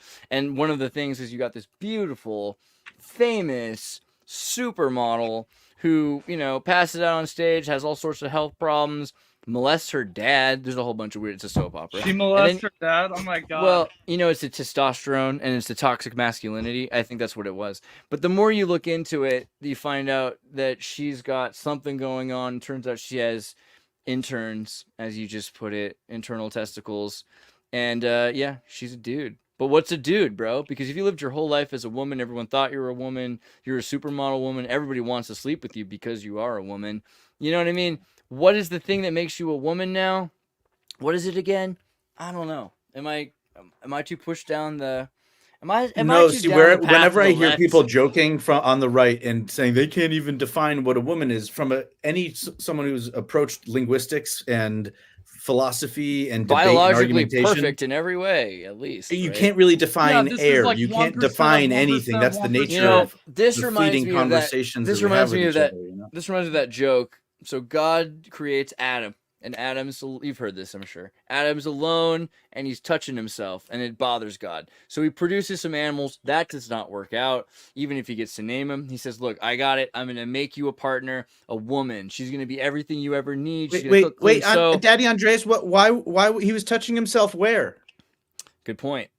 I think he was scratching his head. Why was he touching himself there? Why was he touching himself there? That's what God was wondering. So what do you mean? What do you mean? Feel good? So he makes a promise. God makes a promise. You uncomfortable when I talk like a baby? Sorry, that's I kind of like. Myself I like voices. That was my most comforted moment by you so far. It's the most disturbing thing. It's the most weird human trick. But you can't cut me off in the middle of like such a short joke. This is such an easy one to finish. Okay, so God says, "I'm going to make you a woman. She'll know how to cook, clean, sew, understand everything. She'll have stable, stoic emotions, and be able to help you." And all these. Well, that sounds great, God. That sounds great. But like, we know how this works. I know how you do things. How much is this going to cost me? God's like, "All right, an arm and a leg." And then man's like, what can I get for a rib? Right? That's basically. That's what a woman. That's what is a woman. I hate chauvinism. I hate misogyny, but at the same time, that I think is more accurate than to what a woman is. Is just something that a man has described for himself as enough. So the social acceptance of what a woman is. This is why men are dating women with penises now, because it's enough. And chauvinism to me, because I was raised to fear the wrath of woman more than the wrath of God. And so back in the day, you would make blasphemous jokes as a way to like loosen up the crowd. Again, everyone can take that stick like at least an inch farther out because you say something against Jesus or against God or whatever. And in this case, when it comes to gender and all those things, I mean, I think it's important when you're discussing it from a scientific standpoint to acknowledge, in textbooks, it doesn't say humans have 6 fingers, or some do and some have 5 fingers. They say humans have 5 fingers, but there are people that have 6 fingers. And does that mean they're not human? No. So, I mean, or does that mean they don't exist? No. So, yeah. Can you be a man with 6 fingers? I think is a fair question. Right. And like, can you be a woman that's not a woman, not regularly a woman according to everyone else? I think that's a big part of what being a man in what is context, I guess, in what else, context, right? And who's asking, Yeah, so it's like if you're saying a woman is, and this is, I've believed this for a long time as well, a woman, someone who can provide you with a kid, that's not necessarily true, right? Because not all women can. It might be a thing that happens for women, but then you're just literally describing a woman by what she can do for you. And also the idea that even in the attempt of doing so might fail, and it might not be the right gender, like according to King Henry VIII or whatever. It's, Algerian wrestler. No, yeah, is it wrestler? Woman? Interesting. Now, King Henry VIII, is he the one who like beheaded all his wives, right? And it's slang for marijuana, and the idea of beheading the plants and trimming, you needed a male heir. Interesting. So I mean, it's going to be interesting. I think a lot of people are like, there's going to be a court case, and they're going to explain it. Hey, Melissa, what's a woman? How you doing? Good to see you. Hi. I need context. Okay, so we were talking about that episode. I mean, you're in the APM. You know what's happening. I am a woman. First Rotary. I am a woman. Refer you to saw me as she now.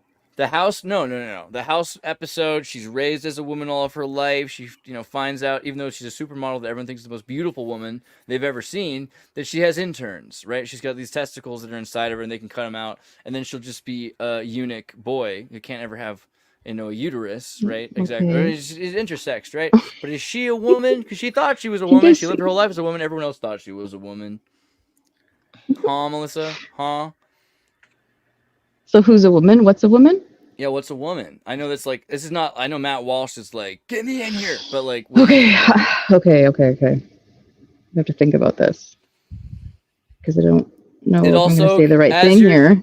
Yeah, I know. You're afraid they're going to arrest you in Canada. The other thing, I think it's difficult. It's useful to refer to masculine and feminine as like somewhat antiquated ways of describing certain attributes or certain characteristics of things that might even be immobile. What am I looking for? Inanimate objects. We're assigning, even in language, there's gender assigned to things. There's no such as gender. What about sex with you now? What about this? Let me fuck you. I think we're talking about boxing. What's the difference in sexual development and DSD? If a set of rare conditions involve genes, hormones, and reproductive organs that can cause sexual development of a person to be different than others, according to the NHS, this could lead to a person having XY chromosomes but developing otherwise as female. Is this just gaslighting?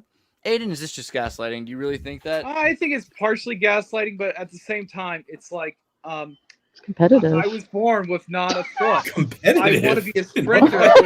I want to be a sprinter, and I have only one foot.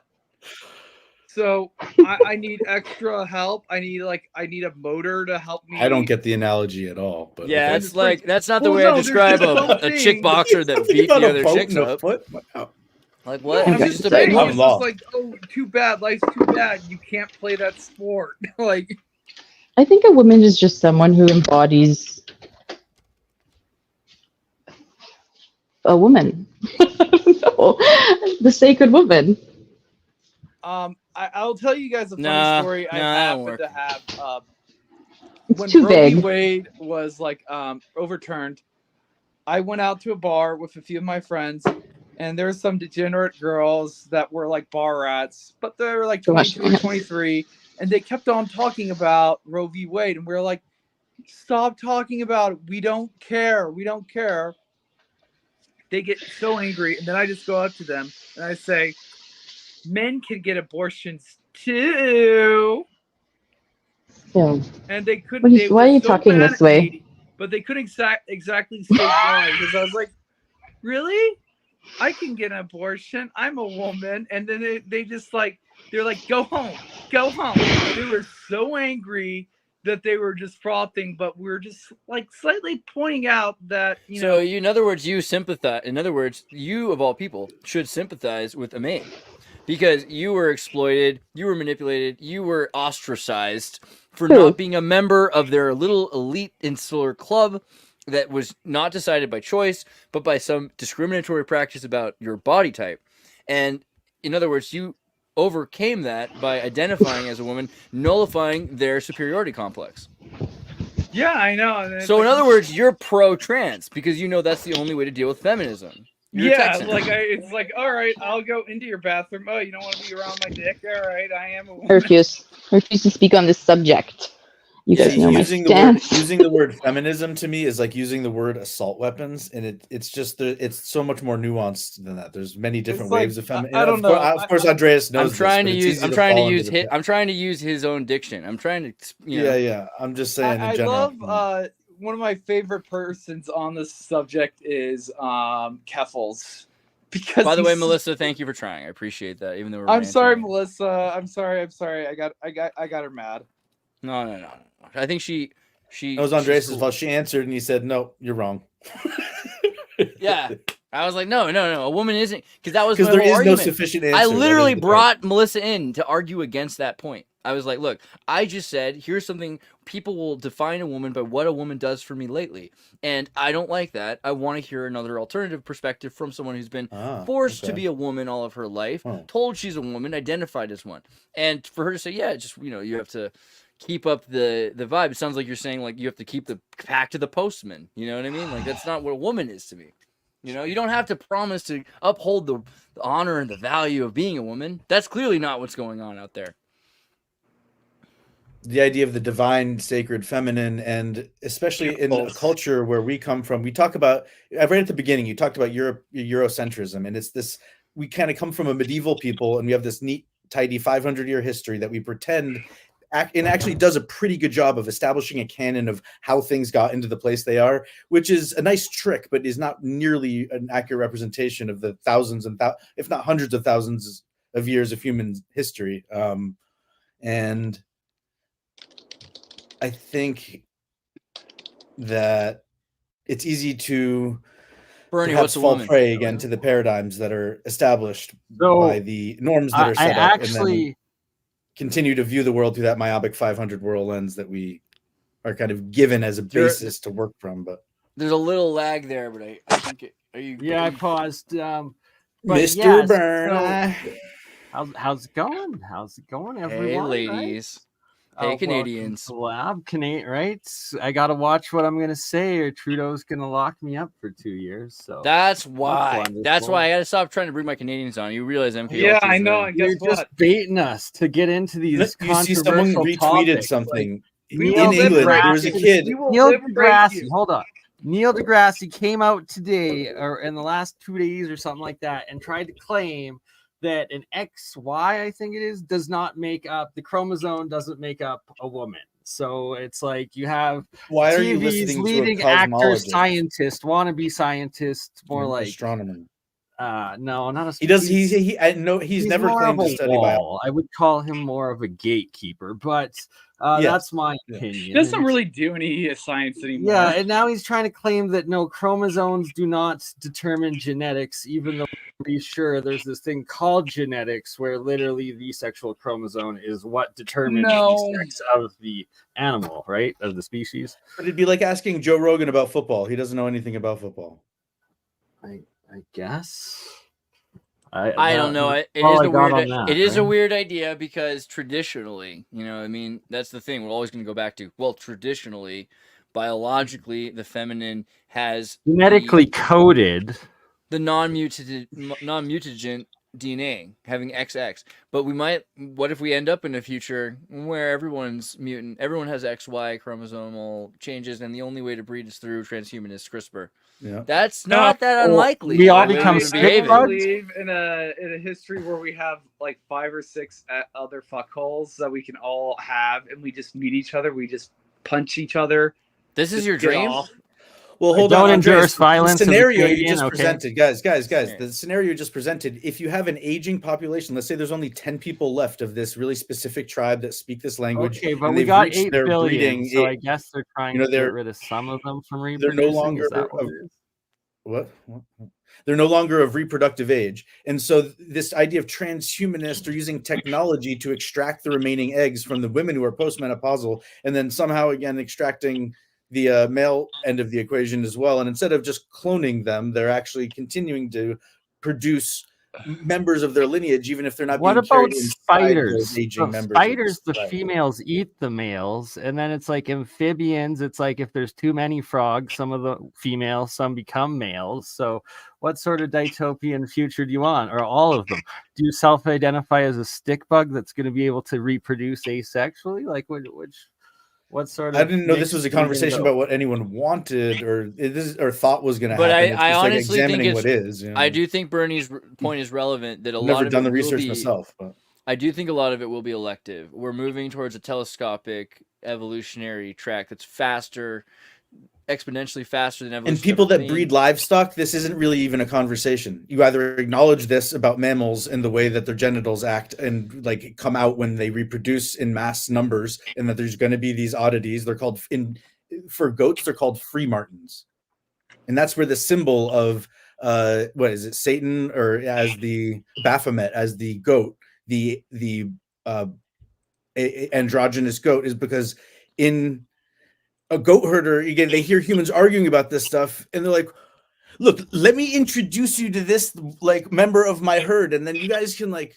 figure out what you really want to argue about. Like, no, this is a male goat, this is a female. Like, are we not arguing about emotions or like what we're trying to put our dick in anymore? Like, are we just like trying to examine scientifically what's going on? Or so anyways, all of the above. There's a good point that there are other choices, like the platypus is KW, ZW. The ZW chromosomal system is not XY. ZW. Is that why the platypus lays eggs and has venom while being young? I think there's a lot of things that we could always wonder about. Platypus is definitely an example of what dinosaurs were like. I'm afraid to pull up this picture because of the naked people. Well, this is the world according to Wikipedia. That's what we're supposed to do in the liberal-run media, right? So Trudeau can't cancel me for this. What does Wikipedia say? We were speaking about cancellation. I was going to talk about someone who did get sent to prison in England for 2 years for retweeting something. But just that last thought on the platypus. When you visit the Natural History Museum here at Harvard in Boston, there's a story on the wall about how the first time that the naturalists from Australia sent Harvard a sample of a platypus, they put everything else on display, put it in their books, and then they published a new edition without the platypus because they assumed that those tricksters over there were just pulling their chain. What do you mean? It lays eggs and it has fangs in its armpits and a beak? Come on, guys! Like, even back in the 1800s, the scientists kind of had a good sense of humor, but turns out. Here we are, Australia and all their what were they called? The marsupials, right? There was the emu war. But also just the birds in general have ZW and Z. Was it Z and ZW? And so those ZW and ZZ. And the XY system is similar because we have a common ancestry, but we don't have a common ancestry as recently as when we developed our chromosomal reproductive systems. Apparently, don't get me started on the muntjac. You guys know about the muntjac, right? Y'all know about the muntjac, right? It's Which a one? type Which of one? like Which one? It's a muntjac animal that can have either like 7 chromosome pairs or which like one has 7? 45. You know, which one has 23? Is it because the eels are in the shape of DNA essentially? The Reeves muntjac is interesting because it has the same amount of pairs of chromosomes as the humans do. But with muntjacs, they all have millions of different. There's muntjacs all over this place, and yet they look like humanoid deer, kind of. They're freaky. Muntjac, Muntjac. And they can interbreed. We come from chimpanzees. We came from these. Look at that freaking head, bro. It's like a what's that weird jackalope? Jackalope cryptid, jackalope confirmed, bro. Yeah, and so they have everywhere from 7 chromosomes to what is it, 260 chromosomes, at least 120 pairs. And they say all one mammals that has the exact same number as us, right? They say all mammals are warm-blooded, but there's a goat. You get a human. There's a goat that's great interest in evolutionary it needs to bask studies in the sun in order to heat its blood. The Indian muntjac is the mammal lizard. with the lowest chromosome count, diploid number of 7, with female only 6. The Reeves muntjac has 46. And then, yeah, there's another muntjac that has 120 pairs, 123 pairs, something like that. So speaking of because again, the opinions we're expressing online here, that's what conversations and words are for, is to kind of like feel out where the truth is together and maybe not even rely on achieving a consensus. Truth is in but Canada. In England, there was a guy who reposted, as a young gentleman who reposted something on the principle of, see, the person who posted this original post, which was a call to violence, to say, burn down this building or something like that. I never endorse calls to violence. And yeah, I'm not. Exactly. No, but so that person did, and it was a woman. She actually was. So he goes, watch Twitter. I'm going to repost this and not get punished. And then he proceeded to get punished as well for reposting it. So let that be a lesson, I guess. Yeah. Dish it out. At least, I guess, if you're from... They will put you in jail. It is now the law. Watch what you And you have a society of people with adopting that as their ethos and principle by which they're operating. They're going to rat out their brother and their mother and their father for expressing the wrong political opinion online to the, because Tim Walz the vice president set up a hotline for snitches at one point, right? That was well, in Canada now, you will get up to 2 years for pre-crime just for endorsing genocide. So do not claim you endorse genocide, even though we just ended residential schools, the government system and religious institutions. They might be practicing it. They might be practicing it, but we don't condone it. Hey, Bernie's leaning in. You got to listen. When Bernie's leaning in, he means it. They might be practicing it, but we don't condone that one. So that's the thing. Hey, what? They have USB rechargeable Bluetooth bras now. What's powering the bras needed to be powered to be? The phone will scan your chest and then tell you exactly what brands will fit you best. I get the first chest enhancement part to mean enlarging, and if that's the case, then don't you think it's probably something to the effect of if you're on a date and like you haven't paid your like monthly trial, that all of a sudden your breasts like deflate. You know what I mean? This is corporatism at its finest.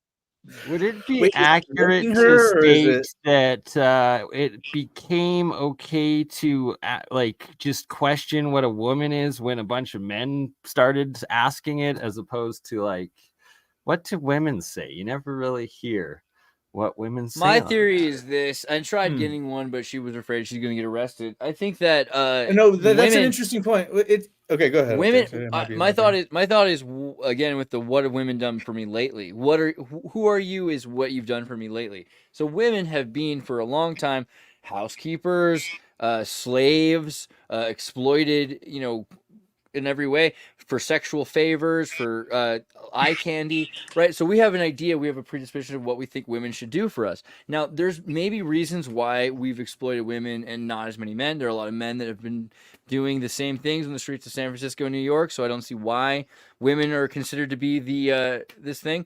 but also transhumanism. There's going to be a point very soon, it's already happening, where you can clone, you can transhumanize your 3 partners. You have 6 of us together, put our DNA in a hat and make a child. You know, this is the future. And pretty soon that might displace the kind of like the vacuum cleaner displace the broom. And then some poor bloke who donates his body to science, his talking balls is going to be on the wall with the microchip, and they're going to press a button, and the seed comes out. And that's all. I think that'll for be the a last, man in the future. Maybe this is. I mean, this is a hot take.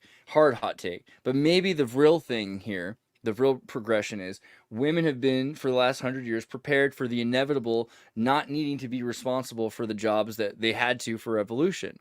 And that pretty soon you're going to need something else to do with your time, whether you're focusing on your art or you're a manager at NBC. Maybe that is more valuable pretty soon, because we'll be able to clone millions of kids whenever we want to, and it'll just destroy the entire system. There's this royal we that Andreas keeps. I mean, my psychologist would tell me to use I statements, but so what Bernie was pointing out though is that it is a lot easier to catch like memeable moments or sound bites from a bunch of guys kind of spitballing and seeing what would be, just trying on a bunch of kind of jokes for size, working out some material about, hey, what is a woman? But the interesting thing is, right, women, I bet, argue just as much about what is a woman and end up crying a lot more of the time, because there's going to be women who say that aren't even part of any transgender debate, that just their fertility, there was an issue, or it was done to them without their permission or without their knowledge. And to say that, but then some people would stand pat and say, no, if you can't still have a child, you're not as much of a woman as me, or who knows. Still a woman though. And oftentimes it's like, does the man think the woman is more of a woman than women compete with each other a lot too. And I think it's this is how do we facilitate that conversation? Yeah. One of the Elon Musk South Parks where they actually had the actual Elon Musk playing himself again. What? I haven't heard of these. This is on season 20, was it 23, right? The Life on Mars. This is all about QAnon and this troll tracing program that can do emoji analysis to tell you. Bernie, did they censor this in Canada? Maybe. I was just watching episode 20 or season 26, and it's like, this is 23. I don't think I've seen this. You got to get back there. And he finds out that they're making men write jokes, and then they're milking them for semen that they can use for the keeping pregnant women on Mars. And this is the future of the Mars culture, right? This is what's coming. And he has to stop it. It goes to Snoo. Yeah. That's Futurama did it first. I think also here's the thing is, if everyone's represented by a hieroglyph or a sigil, female of reproductive age would be different than just female who's either beyond reproductive age or before reproductive age, and men would get that reproductive element maybe attached to themselves into much later in life. And that's if you're kind of agglomerating all of them and making one giant sigil or hieroglyph out of what is a human. And I think when women have a conversation about what is a woman, much more of the conversation goes in the emotional direction about whether or not everyone that's in the conversation can still or wants to have kids or all that stuff. Well, maybe it's because they're women and we're men, and there's actually something that makes us, women and men, and the fact that it's trying to be questioned, what is one or the other, is just ridiculous. But except for like, no, it's a little different, because let's say I want to if you're writing a dialogue. Go ahead. Before we do the screenwriting, you came in hot. I got really excited. I know. Like, when you think about an engineering project, you're like, wait, what do I have to do to like make my plant grow purple? I have to make sure that it's cold at this temperature. I don't know, an example. So if you were going to do the same thing, like, what do I have to do to make my body look like? I'm a kid, right? I'm a little kid, and I want to look like this major. I'm a little kid. I want to be like Jesse Owens. I want to be a big muscle star. Well, you have to exercise every day. But you're a little German boy and you want to be black. Well, there's CRISPR. And the same thing with women. Like, you could become a big muscle man, but the things that go into making a little kid into a woman, you could put those same chemicals into you. What are those chemicals? And they're starting to find, and I know this bothers people because they're like, you're playing God or whatever you think. Well, then you can start putting in the stick bug things and the amphibian things where it's like you can start regrowing arms and the transmittality. I mean, what kind of idiot wouldn't want? You saying that like a bad thing, or what kind of idiot wouldn't want to have blood that could freeze like a guppy jellyfish? You know, one of those little the ice fish, you know, and come out of it. Like it'd be crazy not to do that. And if you want to be Amish, that's fine. But you have to understand, at the point that you're against transhumanism, you're basically Amish, right? You're basically the Amish were freaked out by technology. So are you. That's fine, and there's nothing wrong with that. Andreas might be actually 150 years old. That's how he knows all this shit. Is he's had like many lifetimes to study and learn and memorize it. And me and Bernie are just on our first time around, and so we're like skeptical looking. Andreas is like, no, I can see after another like 1,000 years, I could go amphibian, like maybe, you know, it's. We're talking. I could grow like a third. I mean, it might be useful, you know. Why do you think I'm working on the white powder gold? It's to live for thousands of years eventually. It's just a matter that most of the material I've used so far isn't gold to make the powders out of the elements, right? Gold is kind of expensive, but there's something about enduring. There's something about changing. And hold on, I want to let Stefan tell your metaphor about the program. Was it the programmer? Was that what you say? A programmer in. About transgenderism. If you're a programmer, you're going to make a. No. I was saying if you're writing dialogue in a script. Oh yeah. As a man, one can, or a woman, you could sit there and write a dialogue for a female character, and then again it goes through revision, and you edit, you see how it looks to have a certain person say it, or this, that, or the other. But the idea that the male mind is somehow quarantined from female thinking, I mean, I guess that is probably true for some people, but I think that's called like having a complete lack of maybe like empathy, and it's like a case of like the tism a little bit. And like, you know, I've got my own elements of that, but Alien Romulus is one of the best Disney princess movies, right? So Disney just put out this new Alien movie, and it's good. And if you think about it, it's a female that's lost her father. It's a Disney princess, right? Alien is the ultimate Disney princess now. Right, it's the ultimate sign of femininity, the ultimate sign of Disney magic. Yeah, right. So Ryan Reynolds had a line in the movie where he was a waiter, and one of the female characters like shows him her bush, and he goes, "What?" Right. He goes, "Why is it so angry?" And the idea of like a face coming out of the jaws, and then it's I mean, why is it so angry?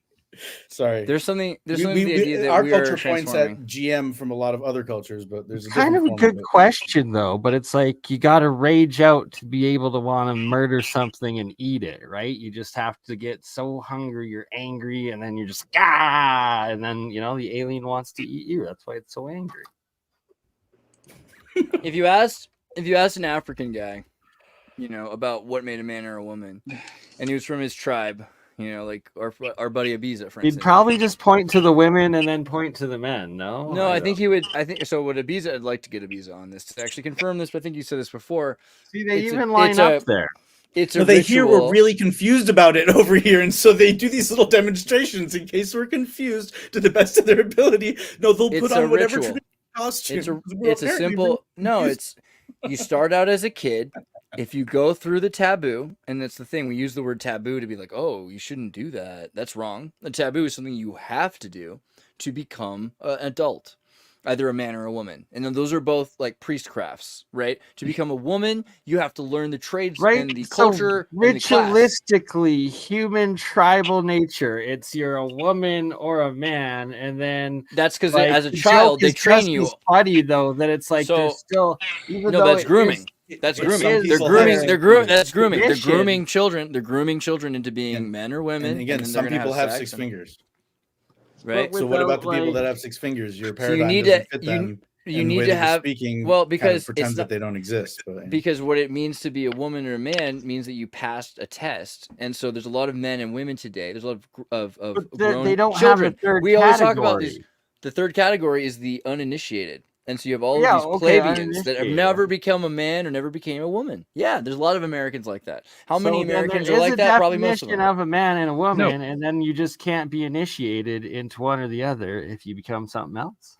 I mean, this sucks for a lot of people because they want to say I identify, but like if the rule in the ancient, let's use common law here, going back, the tradition has been that the tribe initiates you into the class of being a man or woman. Then without the tribe saying you are, then you aren't. And so by legally forcing them to say so, you're breaking the rule that is what it is, a taboo. That you're creating a new at taboo. the same time, though, it's like without the contact to be able to get the puberty blockers to make them not a man or a woman, they're still going to grow up to be a man or a woman. They're just not going to be initiated into society as such. Let's look at Schwarzenegger's sons.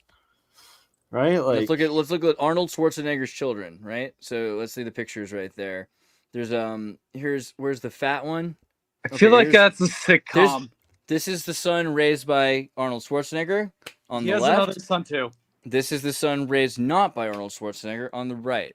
Now they're the same in a lot of ways. They've got both of the father's genetics, and you can see that. You can see he looks like a lot of Austrian guys I know, actually. Both of them do, actually. He has another son too. This is a wild There's case another study son right here. This is a wild case study, but it also shows you actually. what it means. What does it mean to be a man? Well, Arnold Schwarzenegger is going to come from a very specific Janissarian line of Austrians that were soldiers, conscripted for thousands of years. There's an idea about being a man because if you can't, Dad's boy, mama's boy. You wouldn't survive. You wouldn't survive in a war against the Ottomans if you were not a man. Right? So you have to be a man. So they train you to be. And this becomes very important for generations until we get to the point of synthetic hormones. Let's be real about what Arnold Schwarzenegger is. He's not very different than the trans athletes. Right? He's taking synthetic hormones to be more a man. Right?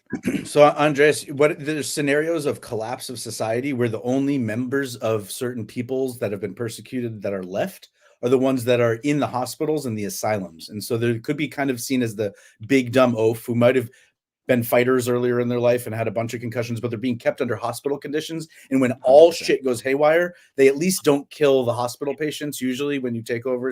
And so then those are like the only members left of a certain lineage or something like that in certain situations. I don't know.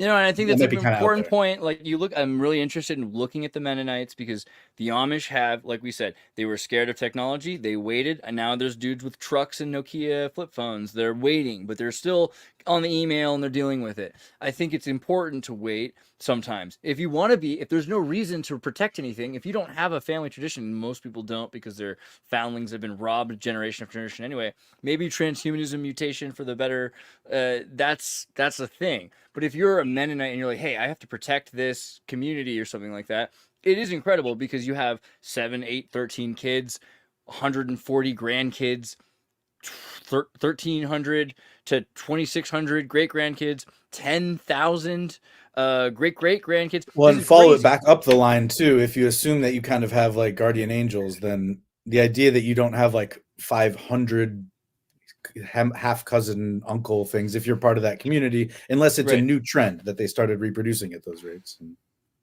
But that's the thing is there are people that are simultaneously to that they're having 1,000 grandkids.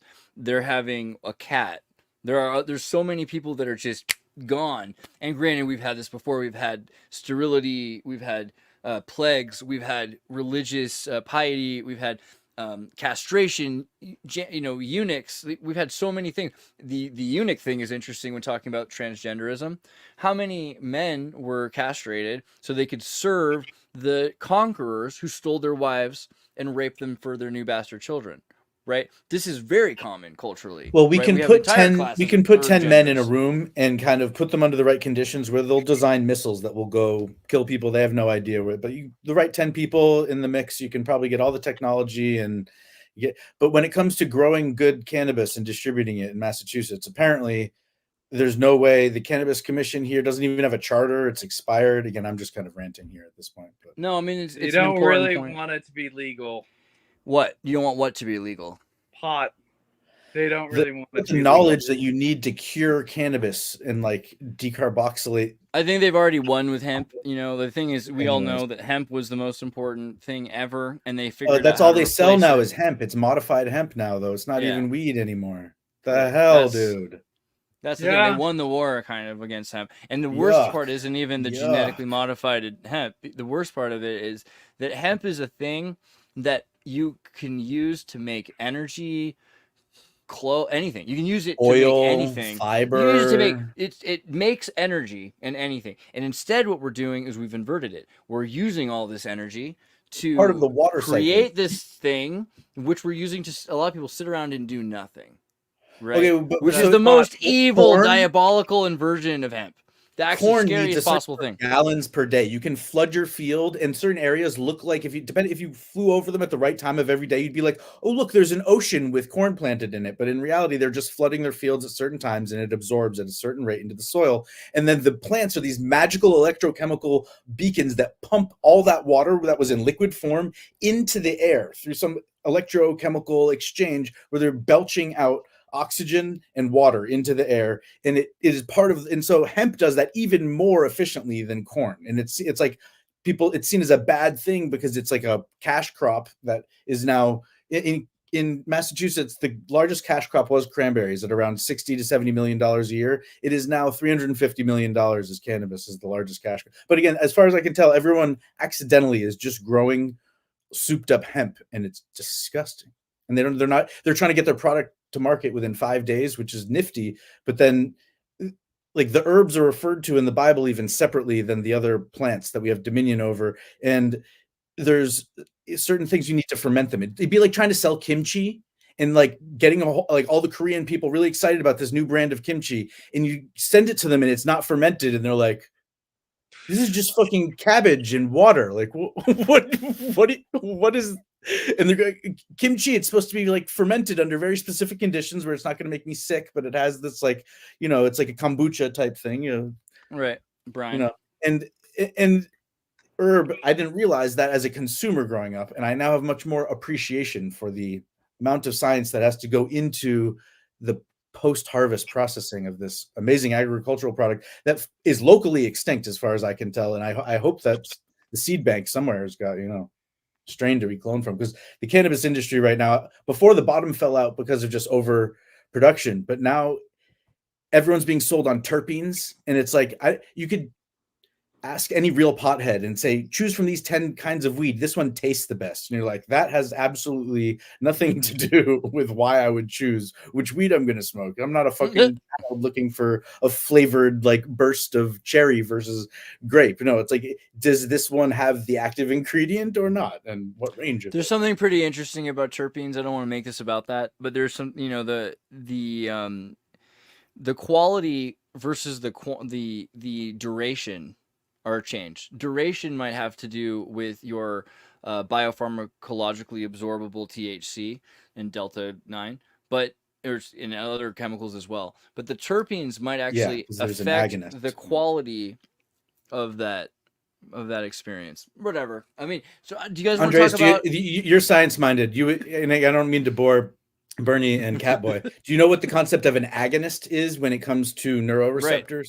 Absolutely, yeah. And so a major. So they've discovered, in my opinion, and they're accidentally breeding it into certain things in certain percentages. It's a Narcan for THC, which in certain situations, I guess, is a good thing. Other than the fact that it has a major effect on our vascular system. You know what? Yes. Why I think that would be practical is because of the Czech spices, the JWHs or whatever. They have these weird research analog cannabis spices that were developed in the last 10 or 15 years. A lot of those can be extremely dangerous because people go crazy because they keep going back to smoke something that before for them had an effect that was measured. It was their way to either check in with reality, or for them was anxiolytic, and also had a lot of the people you see major athletes taking this synthetic THC delta, and what's happening is all the receptors for the CB1 and CB2 receptors are being jammed up with all this not delta 9 THC. Okay, and this is a good point that Nicholas brings up. Terpenes, their livers being taxed,